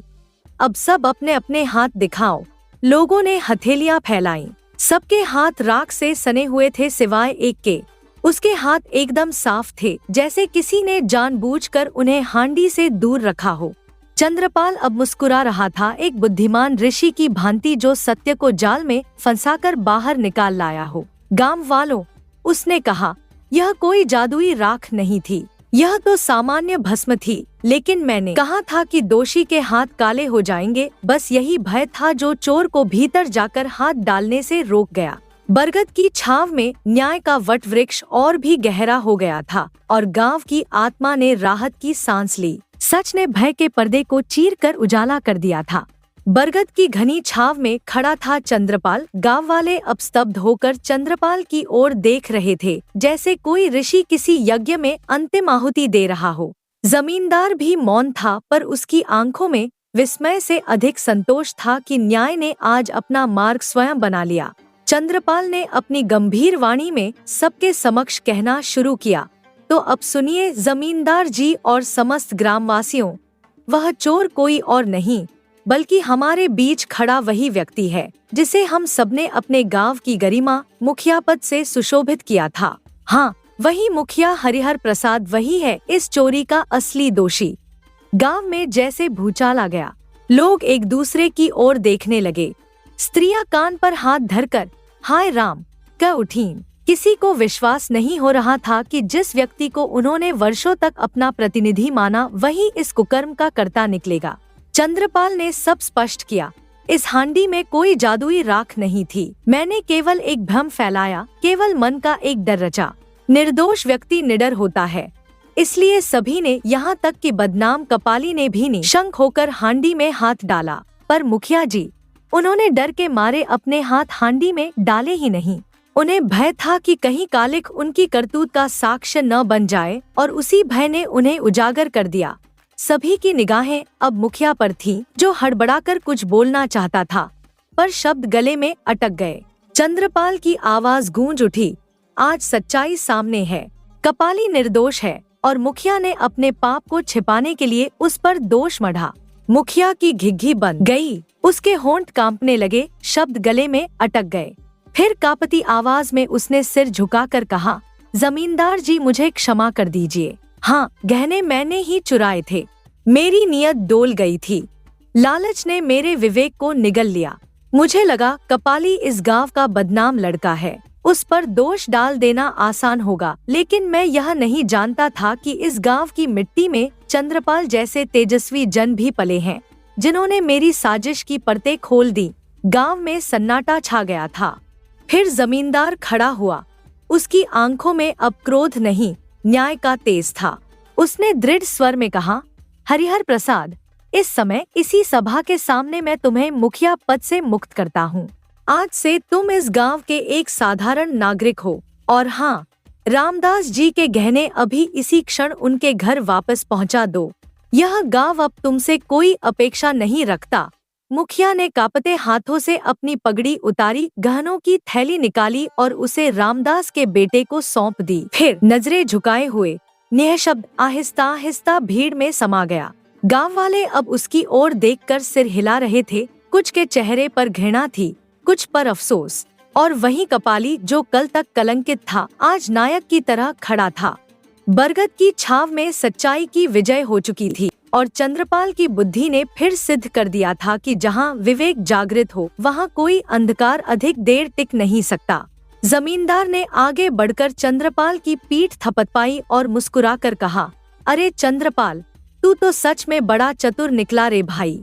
अब मुझे लगता है कि तेरा स्थान इस छोटे से गांव में नहीं, बल्कि अशोकनगर के राजमहल में होना चाहिए, जहां महाराज दक्षराज जैसे बड़े बड़े राजा अपने दरबारियों की बुद्धिमत्ता पर गर्व करते हैं। चंद्रपाल ने विनम्र मुस्कान के साथ सिर झुकाया, नहीं जमींदार जी, मैं अपने गांव की मिट्टी में ही सुखी हूँ। मुझे यहीं रहकर अपने लोगों की सेवा करनी है। मेरा यश यदि कहीं पहुँचे तो बस मेरे गांव की भलाई के लिए पहुँचे। जमींदार ने उसकी बात को दिल से सराहा और कहा, ठीक है, पर सुनो, मैं तो अब महाराज से मिलने ही जा रहा हूँ। तुम्हारे नाम की चर्चा वहाँ अवश्य करूँगा। और फिर दोपहर ढलते ही जमींदार रथ पर सवार होकर अशोकनगर राज्य की ओर चल पड़ा, जहाँ ऊंचे शिखरों वाला महल महाराज दक्षराज का गढ़ उसकी प्रतीक्षा कर रहा था। राजमहल के प्रांगण में जब जमींदार पहुंचा तो महाराज अपने दीवानों के साथ दरबार में बैठे थे। उसकी आहट सुनते ही महाराज ने मुस्कुराकर कहा, आओ जमींदार, हम तो जानते हैं कि तुम समय के बड़े पाबंद हो, पर इस बार कुछ विलंब हुआ जान पड़ता है। जमींदार ने दोनों हाथ जोड़कर झुकते हुए कहा, क्षमा चाहता हूँ महाराज, देरी का कारण यह था कि मेरे गांव में एक अप्रत्याशित चोरी हो गई थी। महाराज ने चौंक कर पूछा, ओ, तो फिर तुमने चोर को पकड़ ही लिया होगा। जमींदार ने हल्की हंसी में सिर हिलाया, नहीं महाराज, चोर को पकड़ने वाला मैं नहीं था। हमारे गांव का एक साधारण किंतु अत्यंत बुद्धिमान युवक चंद्रपाल है, जिसने बिना कोड़े बिना तलवार के केवल चतुराई से उस चोर को बेनकाब कर दिया। महाराज की आंखों में जिज्ञासा चमक उठी। यह तो सुनने योग्य बात प्रतीत होती है। सुनाओ हमें, कैसे किया उस चतुर ने यह काम? और फिर जमींदार ने उसी बरगद की छाव का वृत्तांत, हांडी की राख का रहस्य और मुखिया के भय का सच एक एक करके इस प्रकार सुनाया कि पूरे दरबार में सन्नाटा छा गया। राजा भी चमत्कृत होकर बोले, वाह, यह तो बड़ी ही विचित्र बात रही जमींदार। मतलब कि वह युवक चंद्रपाल केवल एक साधारण भ्रम के सहारे सत्य को उभार लाया। यह तो न्याय और चतुरता का अद्भुत संगम है। जमींदार ने सहमति में सिर हिलाया, जी महाराज, यही बात मैंने भी चंद्रपाल से कही थी कि तुम्हारा स्थान अब गांव में नहीं, बल्कि महाराज की सभा में होना चाहिए। महाराज कुछ पल सोचते रहे, फिर दृढ़ स्वर में बोले, तो सुनो, 2 दिन बाद हमारे राजमहल में एक बड़ा समारोह आयोजित होने जा रहा है, जिसमें हम राज्य के सभी विद्वानों, सेवकों और साहसी जनों को सम्मानित करने वाले हैं। यदि हमें चंद्रपाल के विषय में पहले से ज्ञात होता तो उसका नाम पहले ही सूची में चढ़ जाता, परंतु कोई बात नहीं, अब उसका नाम हमारे हृदय में अंकित हो चुका है। उन्होंने आगे आदेश दिया, जमींदार, 2 दिन बाद चंद्रपाल को राजमहल भेज देना। हम उसके ज्ञान, चातुर्य और सत्य के प्रति निष्ठा का यथोचित सम्मान करेंगे और समस्त राज्य के समक्ष यह घोषित करेंगे कि बुद्धि चाहे कहीं भी जन्मे, वह पूरे राज्य को दीप्ति देती है। राजसभा में तालियां गूंज उठी। चंद्रपाल की विनम्र प्रतिभा अब अशोकनगर के राजपथ की ओर बढ़ने वाली थी। जमींदार जब अशोकनगर से लौटकर सोनपुर गांव पहुंचा तो उसके चेहरे पर उल्लास की लहर थी। वह सीधा चंद्रपाल के द्वार पर पहुंचा, जहां वह तुलसी को जल दे रहा था। चंद्रपाल, जमींदार ने पुकारा। चंद्रपाल ने मुस्कुराकर देखा। आइए जमींदार जी, यात्रा कैसी रही? जमींदार ने धीरे धीरे चंद्रपाल को सारी बात विस्तार से बताई। राजमहल में हुई चर्चा, राजा दक्षराज की प्रतिक्रिया और आने वाले सम्मान समारोह का निमंत्रण। चंद्रपाल ने संयत स्वर में कहा, जमींदार जी, इसकी क्या आवश्यकता थी? आप तो मुझे भली भांति जानते हैं। मुझे पुरस्कारों की कोई चाह नहीं। मेरा सुख तो इसी गांव की मिट्टी में है। जमींदार ने उसकी बात बीच में ही काट दी। मैं सब जानता हूँ चंद्रपाल, लेकिन राजा दक्षराज ने तुम्हारे लिए विशेष रूप से यह निमंत्रण भेजा है। वो कह रहे थे तुम्हारा नाम भले ही सूची में न हो, पर हमारे मन में वह सबसे ऊपर लिखा है। यह निमंत्रण मेरे हाथों उन्होंने तुम्हें दिया है और यह तुम्हारा कर्तव्य बनता है कि तुम उस विश्वास का मान रखो। चंद्रपाल कुछ पल मौन रहा, फिर विनम्रता से बोला, ठीक है जमींदार जी, आपका मान और राजा का सम्मान दोनों की मर्यादा रखने के लिए मैं अवश्य जाऊंगा। 2 दिन बीते। आकाश उजला था, हवाओं में उत्सव की गंध थी और अशोकनगर का राजमहल रोशनी से नहा रहा था। चंद्रपाल धोती कुर्ता पहने, माथे पर तिलक लगाए, विनम्र चाल से महल के द्वार पर पहुंचा। द्वार पर 2 पहरेदार खड़े थे। जैसे ही वह भीतर जाने को हुआ, एक सिपाही ने हाथ आगे बढ़ाकर उसे रोक दिया। कौन हो तुम? सिपाही ने रुखाई से पूछा। मेरा नाम चंद्रपाल है, चंद्रपाल ने शांति से उत्तर दिया। सिपाही ने आंखें सिकोड़ ली। तो मैं क्या करूं? चंद्रपाल हो या चंद्रगुप्त, तुम भीतर नहीं जा सकते। जिनके पास महाराज का निमंत्रण पत्र होता है, केवल वही भीतर जाते हैं। वो है तो दिखाओ। चंद्रपाल ने शांत स्वर में कहा, निमंत्रण पत्र मेरे पास नहीं है। राजा ने हमारे गांव के जमींदार के माध्यम से मुझे बुलाया है। यदि संदेह हो तो आप स्वयं जाकर महाराज से पूछ सकते हैं। यह सुनकर सिपाही तमतमा गया। ओहो, तो अब मैं तुम्हारा संदेश लेकर दौड़ पड़ूं राजा के पास? मुझे क्या समझा है, तुम्हारा दास? बाहर खड़े रहो। चंद्रपाल कुछ नहीं बोला, बस उसकी ओर शांत दृष्टि से देखता रहा। सैनिक कुछ पल तक झल्लाता रहा, फिर भीतर से एक कपटपूर्ण मुस्कान उसके चेहरे पर उभरी। चलो, एक बात है, मैं तुम्हें अंदर जाने दूंगा, लेकिन एक शर्त पर। कौन सी शर्त? चंद्रपाल ने सहजता से पूछा। सैनिक बोला, जो भी पुरस्कार तुम्हें मिलेगा उसका आधा हिस्सा मुझे देना होगा, वरना यहीं रुको। चंद्रपाल हल्के स्वर में हंस पड़ा। यदि तुम्हारी यही इच्छा है तो मैं पूरा इनाम भी तुम्हें दे दूं। मुझे पुरस्कार का कोई मोह नहीं, मैं केवल राजा के बुलावे का सम्मान करने आया हूँ। सैनिक चौंक गया। तो क्या तुम वचन देते हो? चंद्रपाल ने गंभीर होकर कहा, हाँ, क्यों नहीं। मेरे गांव में यह प्रसिद्ध है कि मैं जो वचन देता हूँ उसे निभाता अवश्य हूँ। यह सुन सिपाही का चेहरा प्रसन्नता से खिल गया। उसने द्वार खोल दिया और कहा, तो जाओ, भीतर जाओ, अब यह महल तुम्हारे स्वागत को तैयार है। चंद्रपाल ने धन्यवाद स्वरूप हाथ जोड़े और राजमहल के प्रांगण में प्रवेश किया, जहां समय उसकी बुद्धि का सम्मान करने के लिए प्रतीक्षारत था। राजमहल की दीर्घा में सोनपुर गांव का सरल किंतु विलक्षण युवक चंद्रपाल नतमस्तक होकर खड़ा था। मखमली पर्दों के बीच सोने की कुर्सी पर विराजमान थे अशोकनगर के यशस्वी सम्राट महाराज दक्षराज। राजसभा में सभी दरबारी, मंत्रीगण और प्रजाजन मौन बैठे थे, जैसे समय भी पल भर के लिए थम गया हो। महाराज ने गौरवमयी स्वर में पूछा, कौन हो तुम? चंद्रपाल ने सिर झुकाकर उत्तर दिया, प्रणाम महाराज, मेरा नाम चंद्रपाल है, मैं सोनपुर गांव से आया हूँ। 2 दिन पूर्व आपने मुझे जमींदार के माध्यम से बुलवाया था। राजा ने सिर हिलाया और कहा, हाँ, हमें तुम्हारी बुद्धिमत्ता के किस्से सुनकर बड़ा आनंद आया था। बताओ, हमारा राज्य कैसा लगा तुम्हें? चंद्रपाल ने स्थिर दृष्टि से महाराज की ओर देखा और बिना किसी लागलपेट के कहा, महाराज, मैं झूठी प्रशंसा नहीं करता। आपके राज्य की प्रजा आपसे संतुष्ट नहीं है, क्योंकि आप न्याय में रुचि नहीं लेते। सभा में हलचल मच गई, मंत्रियों की भौहें तन गईं और महाराज का मुख कठोर हो उठा, परंतु उन्होंने स्वयं को संयत करते हुए गंभीर स्वर में कहा, हमने तुम्हें इनाम देने के लिए बुलाया है, सजा देने के लिए नहीं। पर यदि तुम्हारी जगह यह बात कोई और कहता तो हम उसे 20 कोड़े मारने की सजा देते। चंद्रपाल ने नम्रता से उत्तर दिया, तो फिर महाराज, आप मुझे भी वही इनाम दीजिए। मेरे लिए यही सबसे उचित पुरस्कार होगा।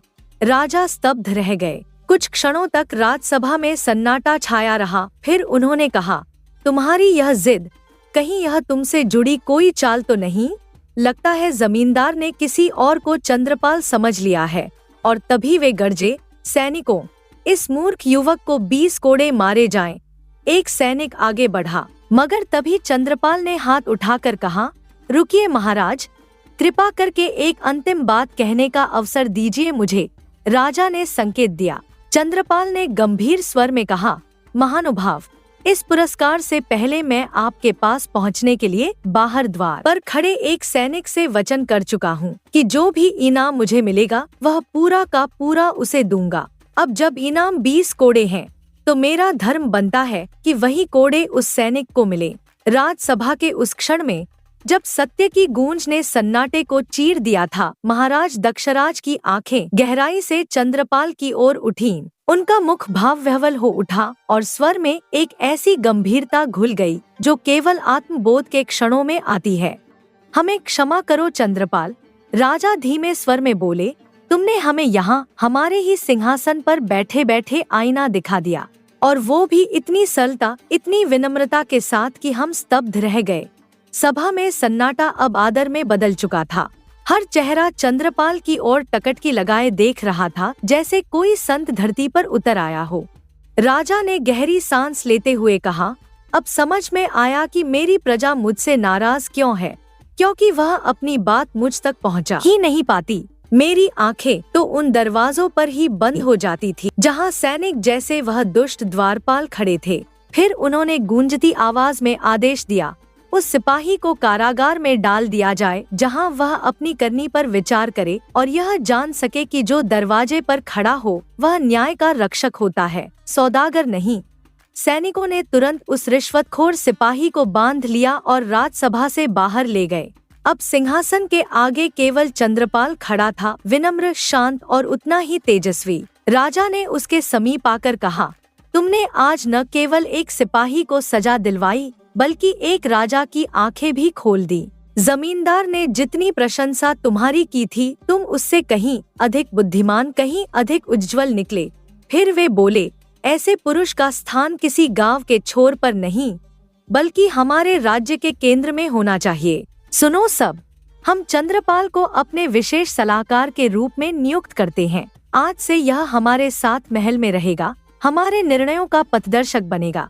राजसभा में तालियां गूंज उठीं। चंद्रपाल ने विनम्रता से सिर झुकाया, किंतु एक शांत मुस्कान उसके अधरों पर थी, जैसे कोई ऋषि संसार की चकाचौंध को देखते हुए भी भीतर से निष्कलंक रहे। और उसी दिन से चंद्रपाल ने महल में एक नया स्थान ग्रहण किया, राजा के समीप परंतु राजसी ठाठ से दूर। वह वही रहा, विनम्र, स्पष्ट और सत्यनिष्ठ।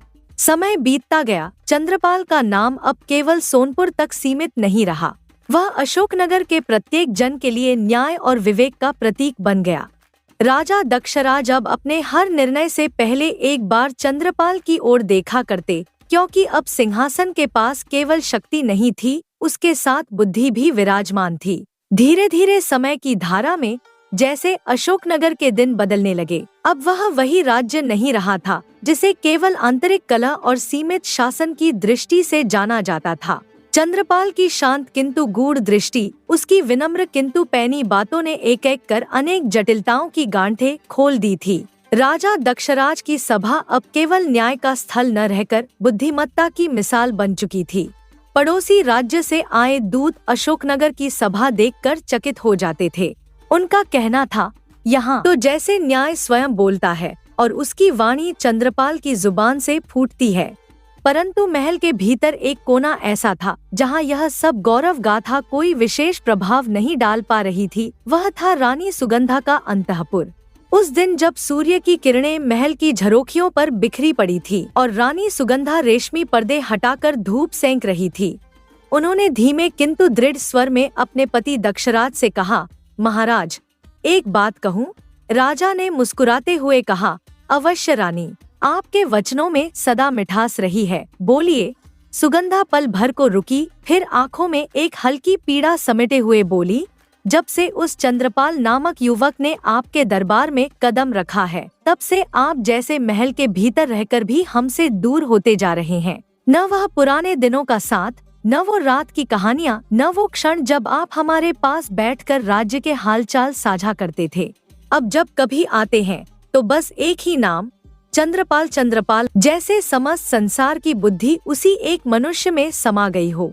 राजा कुछ क्षण चुप रहे, फिर गंभीर स्वर में बोले, रानी, आप जो कह रही हैं वह मेरी दृष्टि से भी छिपा नहीं है, परंतु मानिए, यह चंद्रपाल केवल अशोकनगर के लिए नहीं बल्कि संपूर्ण राज्य व्यवस्था के लिए एक वरदान है। जितनी कुशाग्रता, जितनी नीति बुद्धि उस युवक में है, वह मैंने जीवन में बहुत कम लोगों में देखी है। उसी के परामर्श से आज हम उन समस्याओं का समाधान कर पा रहे हैं जो वर्षों से हमारी व्यवस्था को जकड़े हुए थी।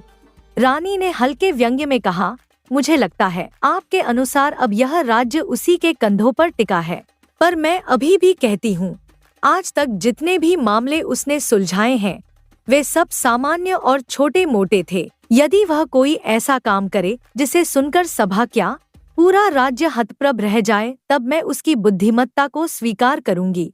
राजा ने मुस्कुराकर उत्तर दिया, तो फिर ठीक है रानी, कल से आप भी हमारे साथ दरबार में बैठा करें।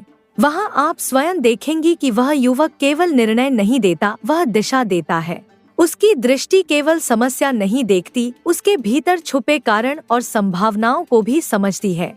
और मुझे विश्वास है कि बहुत शीघ्र ही वह ऐसा कुछ करेगा जो आपको ही नहीं बल्कि समस्त राज परिवार को विस्मित कर देगा। रानी ने धीमे से सिर झुकाया, परंतु उनके मुख पर एक हल्की जिज्ञासा की रेखा खिंच गई थी। और इस प्रकार चंद्रपाल की परीक्षा अब केवल प्रजा के लिए नहीं, रानी की आंखों में भी शुरू हो चुकी थी, एक ऐसी दृष्टि से जो केवल परिणाम नहीं, अंतःकरण की गहराई को परखती थी।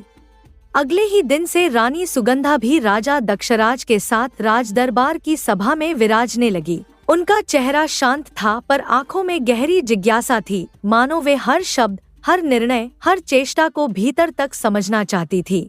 राजा दक्षराज ने अपने सिंहासन पर आसीन होते ही एक दृष्टि रानी पर डाली, फिर चंद्रपाल की ओर देखा, जो सदैव की भांति शालीनता से हाथ बांधे खड़ा था, जैसे अपनी उपस्थिति से ही दरबार को संतुलित करता हो। सभा आरंभ ही हुई थी कि तभी द्वारपालों के बीच से एक अधेड़ उम्र का व्यापारी हांफता कांपता भीतर आया। उसके वस्त्र धूल में सने थे, माथे पर पसीने की बूंदें चमक रही थी और उसकी आंखें भय व व्याकुलता से फटी जा रही थी। महाराज, महाराज, वह लगभग चीखते हुए बोला, मैं तो लूट गया, मेरी बर्बादी हो गई महाराज। राजा ने गंभीर स्वर में पूछा, धैर्य धरो व्यापारी, पहले अपना नाम और हाल विस्तार से कहो। व्यापारी ने कांपती आवाज में उत्तर दिया, महाराज, मैं गोकुलदास हूँ, वर्षों से अशोकनगर में वस्त्रों का व्यवसाय करता हूँ। इस राज्य में ही नहीं, विदेशों में भी मेरे व्यापार की चर्चा होती है। हाल ही में मैं समुद्र पार के एक राज्य से लौटा हूँ, जहाँ मुझे वस्त्रों के व्यापार में अभूतपूर्व लाभ हुआ। मैं वहाँ से 2 लाख स्वर्ण मुद्राएं लेकर लौटा था। सभा में हलचल सी मच गई। 2 लाख स्वर्ण मुद्राएं, यह कोई सामान्य धनराशि नहीं थी। गोकुलदास ने रुंधे गले से आगे कहा, महाराज, परंतु विधि ने मुझ पर क्रूर प्रहार किया। मेरी वह समस्त कमाई, मेरी जीवन भर की पूंजी, वह 2 लाख स्वर्ण मुद्राएं चोरी हो गईं। किसी ने मेरे घर से उन मुद्राओं को गायब कर दिया। मैंने हर जगह ढूंढा, हर दरवाजा खटखटाया, पर कोई सुराग न मिला। चोर इतना चालाक था कि जाते जाते कोई चिन्ह नहीं छोड़ गया। राजा दक्षराज की दृष्टि अब चंद्रपाल की ओर घूमी। वह कुछ क्षण चुप रहे, फिर धीरे से बोले, चंद्रपाल, तुमने सुना, इस राज्य के एक प्रतिष्ठित व्यापारी की 2 लाख स्वर्ण मुद्राएं चोरी हो गईं और चोर ने कोई सुराग भी नहीं छोड़ा। बताओ, क्या तुम्हारी बुद्धि इस बार भी काम करेगी? चंद्रपाल ने आंखें उठाईं, उनकी मुद्रा शांत थी, स्वर संयत। महाराज, कोई भी चोर कितना ही शातिर क्यों न हो, उसका लोभ उससे कोई न कोई गलती करवा ही देता है। मुझे पूर्ण विश्वास है कि इस चोरी का रहस्य भी उतनी ही सहजता से खुल जाएगा जैसे पूर्ववर्ती प्रकरणों का खुला था। राजा ने रानी सुगंधा की ओर देखा, जो इस पूरे घटनाक्रम को अत्यंत गंभीरता से सुन रही थी। फिर उन्होंने मुस्कुराकर कहा, तो चंद्रपाल, यह अवसर तुम्हारे लिए केवल न्याय का नहीं, अपितु विश्वास का भी परीक्षण है। रानी सुगंधा स्वयं इस दरबार की साक्षी हैं। अब यह मेरे सम्मान का नहीं, तुम्हारे कौशल का प्रश्न है। चंद्रपाल ने नम्रता से सिर झुकाया। महाराज, जिस क्षण से गोकुलदास जी की पूंजी चोरी हुई है, उसी क्षण से चोर की परछाई भी उस घटना में छिपी बैठी है। मुझे केवल उसकी चाल को समझना है। शीघ्र ही सच्चाई आपके सामने होगी। और उस पल सभा के बीचों बीच रानी सुगंधा की दृष्टि पहली बार थोड़ी देर तक स्थिर रही, सीधी चंद्रपाल पर। न तो अविश्वास था, न अब कोई व्यंग्य, बस एक मौन प्रतीक्षा की क्या सचमुच यह युवक, जिसकी इतनी प्रशंसा हो रही है, अब उस अंधकार में भी ज्योति खोज लाएगा। राजसभा की गंभीरता अब उस बिंदु पर आ पहुंची थी जहां निर्णय और संशय की रेखा एक दूसरे में विलीन हो चुकी थी। सभी की दृष्टि अब चंद्रपाल पर टिकी थी, उस युवक पर जिसने अब तक हर कठिनाई को सरलता से सुलझाया था। चंद्रपाल ने राजा को प्रणाम कर धीरे से गोकुलदास की ओर देखा। उसके चेहरे पर कोई कठोरता नहीं थी, बल्कि एक मृदुल किंतु दृढ़ शांति थी, जैसे कोई वैद्य अपने रोगी की पीड़ा समझते हुए उपचार का सूत्र पूछता है। गोकुलदास, उसने गंभीर परंतु स्नेहिल स्वर में कहा, क्या तुम बता सकते हो कि तुम्हारे घर में किन किन व्यक्तियों का आना जाना रहता है, विशेषतः वे जो भीतर के कक्षों तक जाते हैं, जहां तुमने वह स्वर्ण रखा था? गोकुलदास ने थोड़ा सोचते हुए उत्तर दिया, हाँ चंद्रपाल जी, मेरे घर में जो 5 व्यक्ति अक्सर आते हैं, वे हैं मेरे घर की पुरानी नौकरानी कमला, मेरा दूर का रिश्तेदार हरीश जो इन दिनों व्यापार सीखने आया है, मेरा बाल्यकाल का मित्र शिवराम जो अक्सर मेरा हालचाल लेने आता है, मेरी पड़ोसन रूपा जो किसी न किसी बहाने रोज घर चली आती है, और मेरी छोटी बहन कविता जो विवाह के बाद ससुराल में असहज होकर इन दिनों मेरे ही घर रह रही है। सभा में सन्नाटा छा गया। 5 लोग, 5 अलग अलग रिश्ते, और अब उनमें से कोई एक जो 2 लाख स्वर्ण मुद्राओं के गायब होने के पीछे हो सकता था। यह विचार ही जैसे उपस्थित जनों के मन में हलचल मचा गया। चंद्रपाल ने एक क्षण के लिए सभी चेहरों की कल्पना अपनी आंखों में उकेरी, फिर शांत किंतु कठोर स्वर में बोला, ठीक है, कल इन 5 व्यक्तियों को दरबार में बुला कर लाना, और जब तक मेरी अनुमति न मिले उनमें से कोई भी व्यक्ति महल की 4 दीवारी से बाहर नहीं जाएगा। गोकुलदास ने शीघ्रता से सिर झुकाया, जैसा आप कहें चंद्रपाल जी, मुझे तो बस यही अभिलाषा है कि मेरी जीवन भर की कमाई, वो 2 लाख स्वर्ण मुद्राएं मुझे किसी भी तरह वापस मिल जाएं। जो आपने कहा है वह मैं अवश्य करूंगा। राजा दक्षराज ने संतोषपूर्वक सिर हिलाया और रानी सुगंधा की आंखों में एक गहरी उत्सुकता चमक उठी, और चंद्रपाल जो अब तक केवल प्रश्नों में उलझे लोगों की आशा का निमित्त था, अब एक बार फिर एक कथा की ओर अग्रसर हो रहा था, जहां अपराधी कोई और नहीं बल्कि विश्वास की परिधि में बैठा कोई अपना ही निकलेगा। वह सभा से बाहर निकल गया, पर उसकी आंखों में एक अटूट प्रकाश था, जैसे वह सत्य को पुकारते हुए कह रहा हो, मैं आ रहा हूँ तुम्हें उजागर करने। अगले दिन जैसे ही द्वारपाल ने सभा का पट खोला, गोकुलदास अपने साथ 5 लोगों को लेकर राज दरबार में उपस्थित हुआ। सबके चेहरे पर अलग अलग भाव थे, कुछ घबराए, कुछ सहमे, कुछ प्रश्नों से भरे, और कुछ मानो अब भी इस सब को एक अनचाहा स्वप्न मान रहे हों। गोकुलदास ने हाथ जोड़कर कहा, महाराज, यह वही 5 व्यक्ति हैं जो मेरे घर में आते जाते हैं। ये मेरी दुनिया है, मेरी पहचान है। राजा दक्षराज और रानी सुगंधा गंभीर मुद्रा में सब सुन रहे थे। चंद्रपाल ने एक बार उन 5 को गहन दृष्टि से देखा। उसकी आंखें मानो आत्मा की तह तक उतर रही थी। हर चेहरा, हर भाव, हर छोटी हरकत जैसे अपने मन के तराजू पर तौल रहा हो। फिर वह आगे बढ़ा और सीधे कमला की ओर मुखातिब हुआ, कमला, बताओ, क्या यह सत्य है कि तुमने चोरी की है? कमला एक साधारण ग्रामीण स्त्री थी, साड़ी पहने, सिर ढका, आंखों में वर्षों की सेवा की थकान और सच्चाई की चमक। वह कांपते स्वर में बोली, चंद्रपाल जी, मैंने कुछ नहीं किया। सेठ जी के यहाँ वर्षों से काम कर रही हूँ। सुबह से रात तक रसोई, झाड़ू, पानी, यही मेरा संसार है। मैंने कभी किसी की चीज को हाथ नहीं लगाया। चोरी तो बहुत दूर की बात है।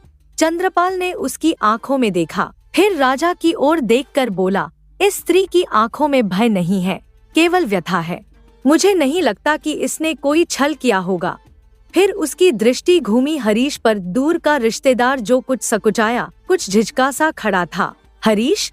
चंद्रपाल ने दृढ़ स्वर में पूछा। तुम्हारी आर्थिक स्थिति संकट में थी, यह तुमने बताया है। क्या ऐसा नहीं हो सकता कि तुमने इसी लोभ में यह कृत्य किया हो? हरीश ने गहरी सांस ली। उसकी आंखों में शर्म की परछाई थी, पर स्वर में आत्मगौरव की दृढ़ता। मैंने संकट में इनके यहाँ अवश्य शरण ली, पर जिस व्यक्ति ने मुझे सहारा दिया, मैं उसके ही घर को लूटूं? यह मेरे स्वभाव के विपरीत है। मैं निर्धन हो सकता हूँ, पर नीच नहीं। मैंने यह चोरी नहीं की। चंद्रपाल कुछ क्षण स्थिर रहा, फिर बोला, यह बात सच है। किसी पर उपकार करने वाला यदि धोखा खाए तो उसका सबसे बड़ा घाव विश्वास का टूटना होता है। मुझे यह व्यक्ति भी निष्पाप प्रतीत होता है। अब उसकी दृष्टि पड़ोसिन रूपा की ओर गई। रूपा, बताओ, क्या कभी तुम्हारे मन में इस धन को देखकर लालच नहीं आया? क्या तुम जानती थी कि गोकुलदास के पास इतनी धनराशि है? रूपा थोड़ा चौंकी, पर तुरंत उत्तर दिया, मैं एक साधारण गृहिणी हूँ चंद्रपाल जी। गोकुलदास मेरा पड़ोसी है। मैं तो मात्र नमक, हल्दी या थोड़ी बातचीत के लिए घर जाती थी। मुझे यह ज्ञात ही नहीं था कि वह विदेश से 2 लाख स्वर्ण मुद्राएं लेकर लौटा है। मैं तो उस धन की कल्पना भी नहीं कर सकती। चंद्रपाल ने कुछ सोचते हुए सिर हिलाया। यह भी ठीक कह रही है। जो धन देखा ही नहीं, उस पर लालच कैसे जागेगा? अब बची थी कविता, गोकुलदास की छोटी बहन। चंद्रपाल की दृष्टि जब उस पर पड़ी तो उसमें कठोरता नहीं, बल्कि एक गहरी संवेदना थी, क्योंकि वह जानता था बहन और भाई का संबंध केवल खून का नहीं, आत्मा का होता है। कविता, वह बोला, तुम्हें अपने भाई की हर बात की जानकारी रहती है। तुम इस घर में रहती हो, उनके विश्वास की सबसे बड़ी पात्र हो। क्या तुम बता सकती हो इस धन के बारे में तुम्हें कब पता चला? और क्या तुम? कविता बीच में ही भावुक होकर बोल पड़ी, बस कीजिए चंद्रपाल जी, आप कैसे ऐसा सोच सकते हैं? वो मेरे बड़े भाई हैं। जब माम बाबा का साया सिर से उठा तब उन्होंने ही मेरा हाथ थामा, उन्होंने ही मेरा विवाह कराया, मेरी हर तकलीफ को अपनी जिम्मेदारी समझा। और आज आप कह रहे हैं कि मैं अपने ही घर में चोरी करूं? यह बात मैं सुन भी नहीं सकती। उसकी आंखों से अश्रु बहने लगे। सभा में एक मौन छा गया। राजा ने धीरे से चंद्रपाल की ओर देखा। अब क्या सोचते हो चंद्रपाल? चंद्रपाल की आंखें अब और भी पैनी हो गई थी। वह जानता था अब उस छल की परत को उधेड़ने का समय आ चुका है, और यह केवल दृष्टि या प्रश्नों से नहीं, बल्कि एक गहरी चाल से होगी जो सत्य को खुद सामने लाकर खड़ा कर देगी। और इस प्रकार सभा एक बार फिर मौन प्रतीक्षा में डूब गई कि कौन है वह जिसने विश्वास के नाम पर सबसे बड़ा विश्वासघात किया। सभा के मध्य फैली चुप्पी अब हल्की बेचैनी में बदलने लगी थी। सभी की दृष्टि चंद्रपाल की ओर थी, पर उसकी दृष्टि कुछ और ही देख रही थी, मानो वह बाहर के शब्दों को नहीं, भीतर की चालों को सुन रहा हो। गोकुलदास की आंखें नम थी और पांचों अभियुक्तों के चेहरों पर अविश्वास और संकोच की मिलीजुली छाया थी। चंद्रपाल ने एक गहरी सांस ली और फिर राजा की ओर मुड़कर गंभीर स्वर में कहा, महाराज, मुझे तो ये सभी निर्दोष प्रतीत हो रहे हैं, और जहाँ तक गोकुलदास की बात है, वह स्वयं अपनी कमाई चुराने वाला नहीं हो सकता। किंतु इसका अर्थ यह नहीं कि चोर है ही नहीं। असली चोर यही है, और वह शीघ्र ही स्वयं सामने आएगा। इतना कहकर वह चुप हो गया। सभा में कुछ खुसर-पुसर शुरू हुई। तभी रानी सुगंधा, जो अब तक मौन थी, होठों पर हल्की मुस्कान लाकर व्यंग्यपूर्ण स्वर में बोली, कहो चंद्रपाल, कहो। मेरे पति की जुबान पर तो दिन रात तुम्हारी ही प्रशंसा रहती है। मैंने भी सोचा कि चलो तुम्हारी बुद्धिमत्ता का कोई चमत्कार देख ही लें। अब बताओ, जब सबको निर्दोष मान ही चुके हो, तो असली चोर कैसे पकड़ेगा तुम्हारा जादुई दिमाग?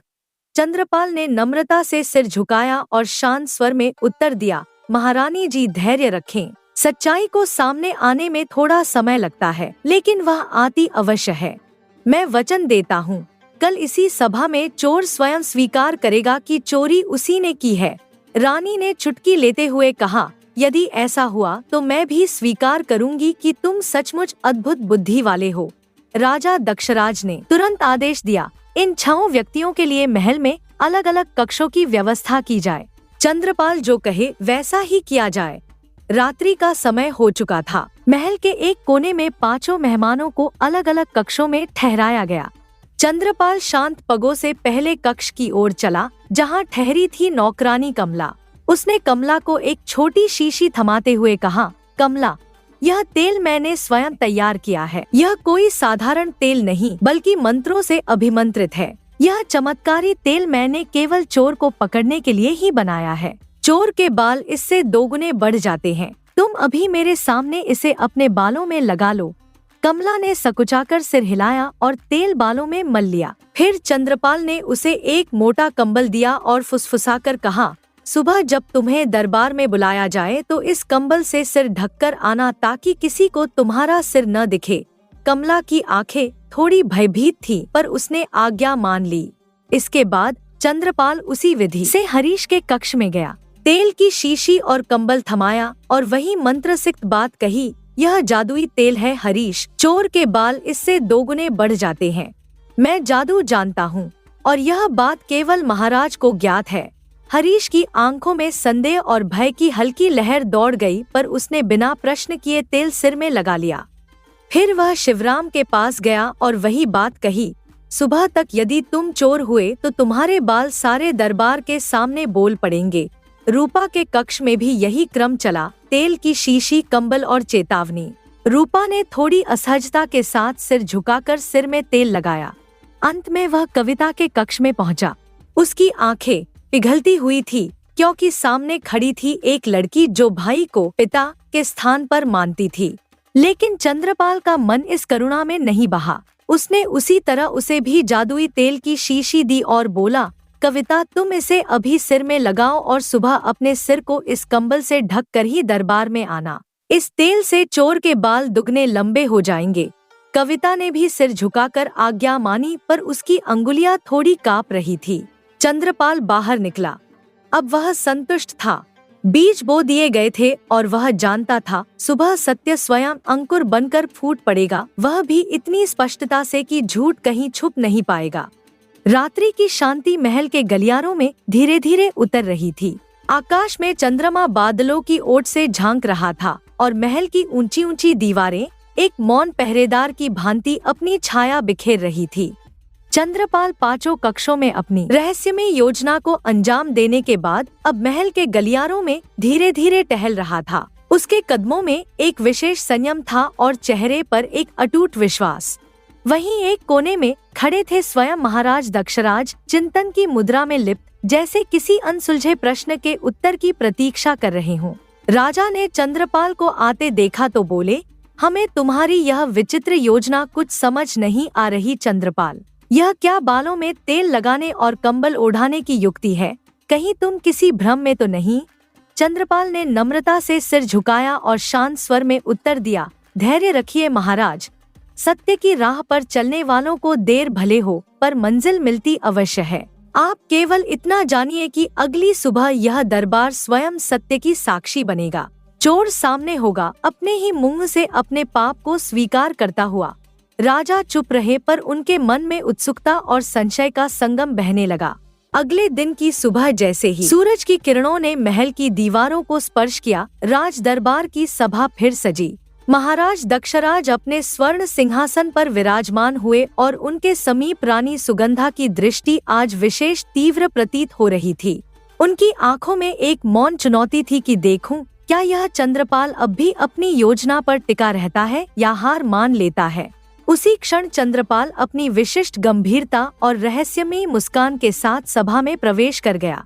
उसका चेहरा तेजस्वी था, जैसे उसे अब किसी परिणाम की नहीं, केवल उद्घोषणा की प्रतीक्षा हो।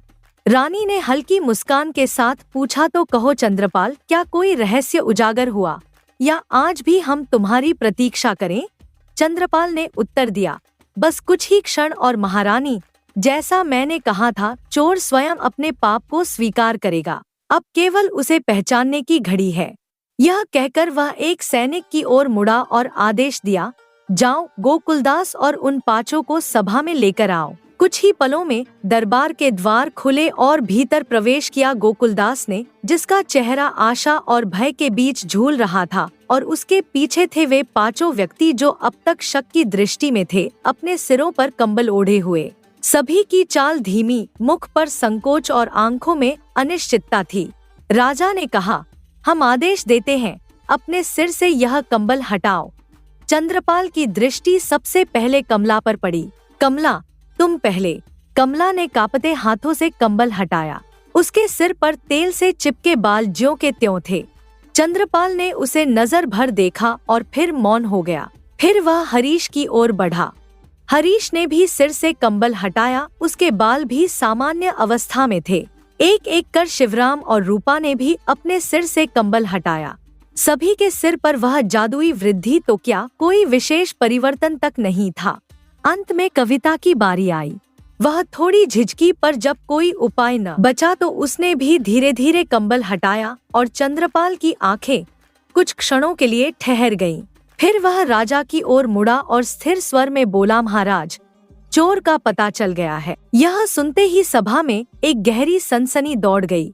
राजा दक्षराज उठकर खड़े हो गए। तो फिर शीघ्र बताओ चंद्रपाल, कौन है वह जिसने गोकुलदास की जीवन भर की कमाई को चुरा लिया? रानी सुगंधा की आंखों में अब जिज्ञासा की जगह एक गहन विस्मय था। सभा मौन थी, मानो समय ठहर गया हो। राजा, रानी, मंत्री, सैनिक और सारी प्रजा की आंखें अब केवल एक युवक पर टिकी थीं, चंद्रपाल पर, जो मौन को चीरता हुआ अब सत्य की ओर संकेत करने वाला था। उसने सभा के सामने खड़े पांचों अभियुक्तों को एक बार फिर गहन दृष्टि से देखा। फिर बहुत शांत स्वर में पर अत्यंत स्पष्ट लहजे में बोला, चोर कोई और नहीं, गोकुलदास की अपनी ही बहन कविता है। यह सुनते ही पूरे दरबार में जैसे तूफान सा उठ खड़ा हुआ। लोग एक दूसरे की ओर देखने लगे, फुसफुसाहटें तेज हो गईं, और गोकुलदास ने तो मानो सुनते ही अपनी बहन की ओर एक अविश्वास भरी नजर डाली। क्या, ये क्या कह रहे हैं आप?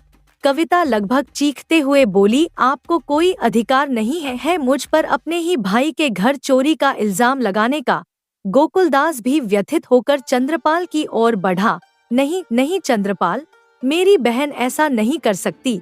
अगर कोई चोर है तो इन चारों में से कोई होगा, लेकिन कविता नहीं। मैंने उसे माँ बाप के बाद बेटी की तरह पाला है। वह मेरी पूंजी है, मेरा अभिमान।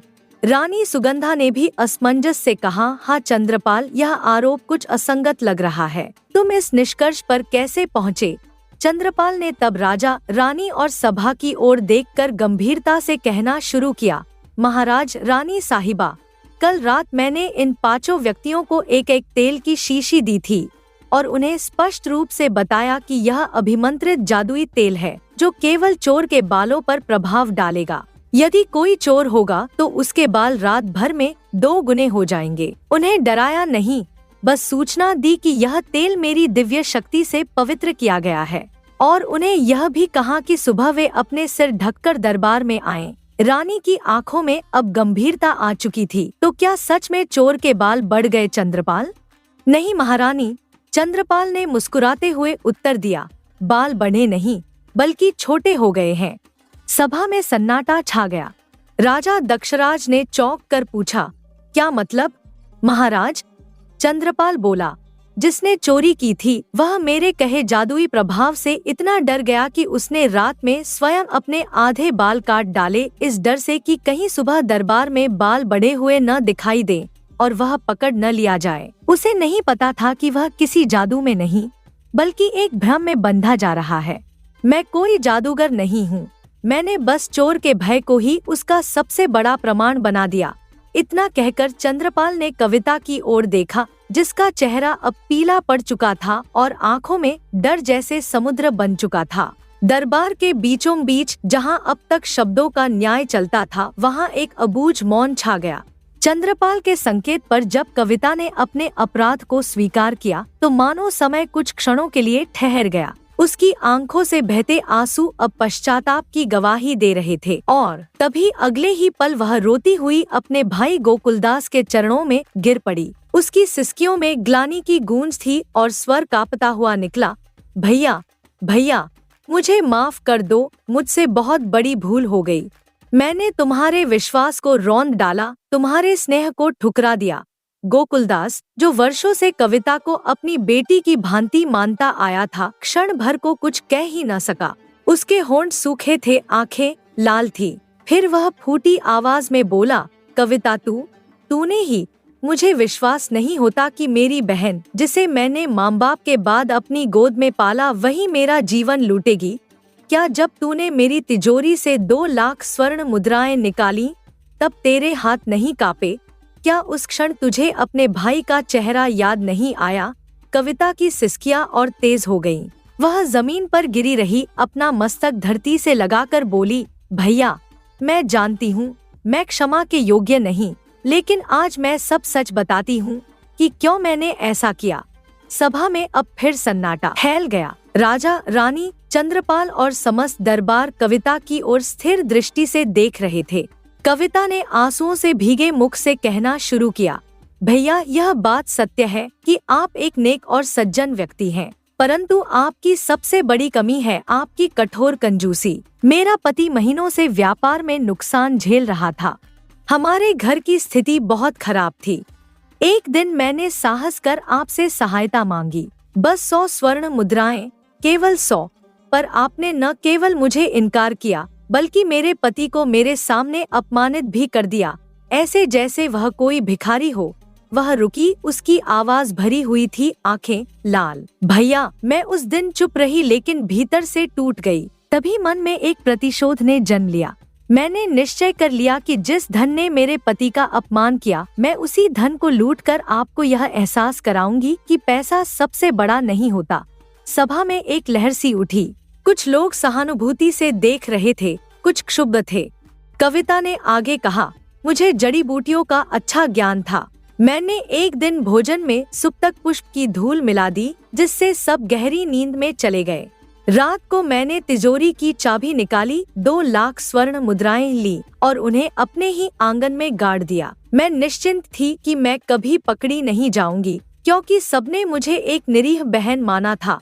वह रोते रोते वहीं बैठ गई। अब उसके स्वर में कोई तर्क नहीं था, केवल पछतावा था। दरबार में क्षण भर के लिए एक गहरी नीरवता छा गई थी।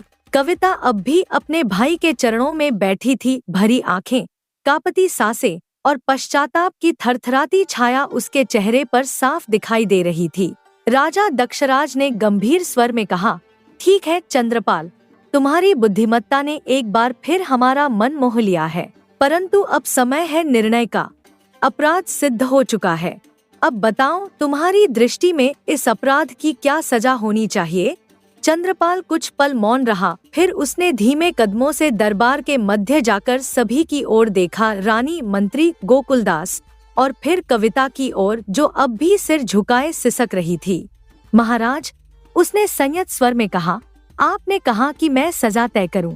यदि मैं केवल न्याय के कठोर तराजू से देखूं, तो हाँ, कविता को आजीवन कारावास की सजा दी जानी चाहिए, क्योंकि उसने 2 लाख स्वर्ण मुद्राएं चुराई, विश्वास तोड़ा और भाई से विश्वासघात किया। लेकिन वह थोड़ा रुककर आगे बोला, लेकिन यदि मैं इस घटना के पीछे की करुणा, अपमान और विवशता को समझूं, तो मुझे दिखता है कि यह एक क्रूर अपराध नहीं था, बल्कि एक टूटी हुई बहन की चुप पुकार थी, जिसे समय पर सुना नहीं गया।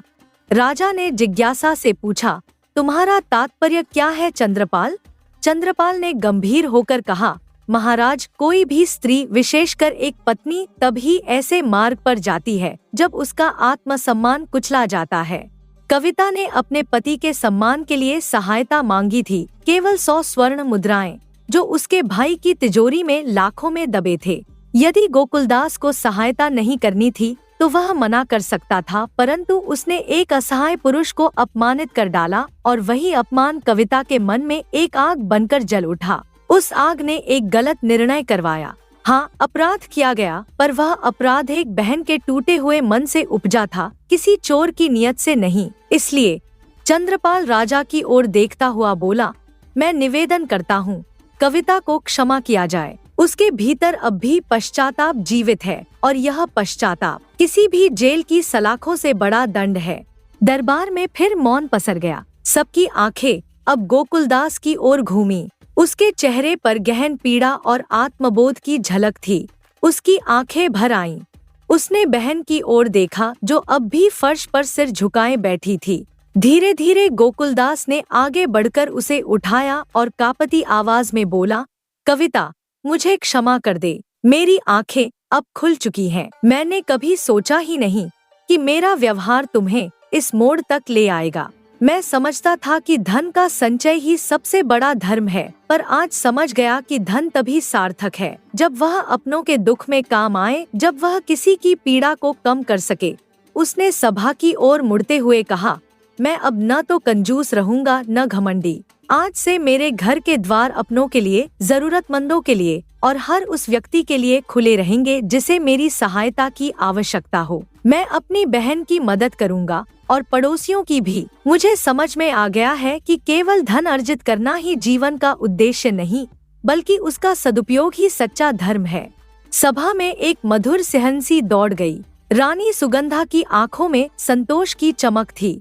राजा दक्षराज ने गंभीर स्वर में कहा, गोकुलदास, आज तुमने अपने अपराध को ही नहीं, अपने अहंकार को छोड़ा है। यह तुम्हारी सबसे बड़ी विजय है। और चंद्रपाल, तुम्हारी दृष्टि केवल न्याय नहीं करती, वह रिश्तों को जोड़ती है। हम तुम्हारे निर्णय को स्वीकार करते हैं। कविता को क्षमा किया जाता है। सभा चंद्रपाल की जय के उद्घोष से गूंज उठी और उस दिन अशोकनगर की राजसभा में केवल एक चोर नहीं पकड़ा गया, एक भाई ने अपनी बहन को पाया और धन के स्थान पर करुणा ने राज्य की सबसे ऊंची गद्दी पर स्थान पाया। राजा दक्षराज ने सभा में अपने निर्णय की घोषणा करते हुए कहा, हम कविता को कोई सजा नहीं देंगे। उसका अपराध क्षमा करने नहीं, बल्कि समझे जाने योग्य है और उसके पश्चाताप में ही उसका सबसे बड़ा दंड छिपा है। सभा में उपस्थित सभी लोग शांत भाव से, गंभीर मन और गहराई से कुछ सीखते हुए महल से विदा हुए। न किसी ने कोई प्रश्न उठाया, न किसी ने विरोध किया, क्योंकि चंद्रपाल की बातों ने सभी के अंतर्मन को छू लिया था।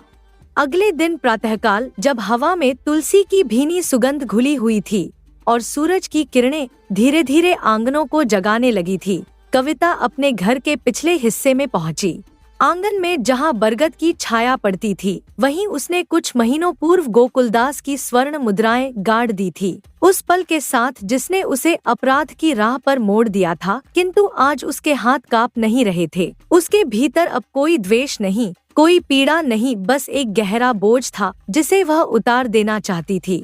उसने मिट्टी हटाई और धूल में लिपटी वही थैली निकाली जिसमें 2 लाख स्वर्ण मुद्राएं चुपचाप छुपी थी, जैसे अपने किए पर स्वयं भी लज्जित हो। कुछ ही देर में वह थैली लेकर गोकुलदास के पास पहुंची। भाई बहन दोनों की आंखों में अब आंसू नहीं थे, केवल मौन स्वीकार और नए आरंभ की आभा थी। भैया, कविता ने थैली उसके हाथ में रखते हुए कहा, यह धन अब तुम्हारा नहीं, तुम्हारे विवेक का है। अब इसे वहाँ लगाना जहाँ यह किसी बहन को अपमान नहीं बल्कि सम्मान दे सके। गोकुलदास ने कुछ नहीं कहा। वह थैली को अपने हृदय से लगाकर खड़ा रहा, मानो वर्षों बाद एक बिछड़ा हुआ रिश्ता उसे फिर से मिला हो। उधर राजमहल के गलियारों में जब रानी सुगंधा ने यह सब सुना तो उसने चंद्रपाल को राजसभा में बुलवाया। वह अपनी आभा युक्त मुस्कान से सहज स्वर में बोली, चंद्रपाल, तुमने न केवल एक चोरी सुलझाई बल्कि एक परिवार को जोड़ दिया। अब मैं तुम्हारी बुद्धि का लोहा पूर्णतः मान चुकी हूँ। चंद्रपाल ने विनम्रता से सिर झुकाया। रानी मुस्कुराई, परंतु मैं यह भी जानती हूँ कि तुम ठहरने वालों में से नहीं। मेरा मन कहता है कि यह आखिरी रहस्य नहीं था और मुझे प्रतीक्षा रहेगी किसी और ऐसी बड़ी गूढ़ रहस्यमय गुत्थी की जिसे केवल चंद्रपाल ही सुलझा सके।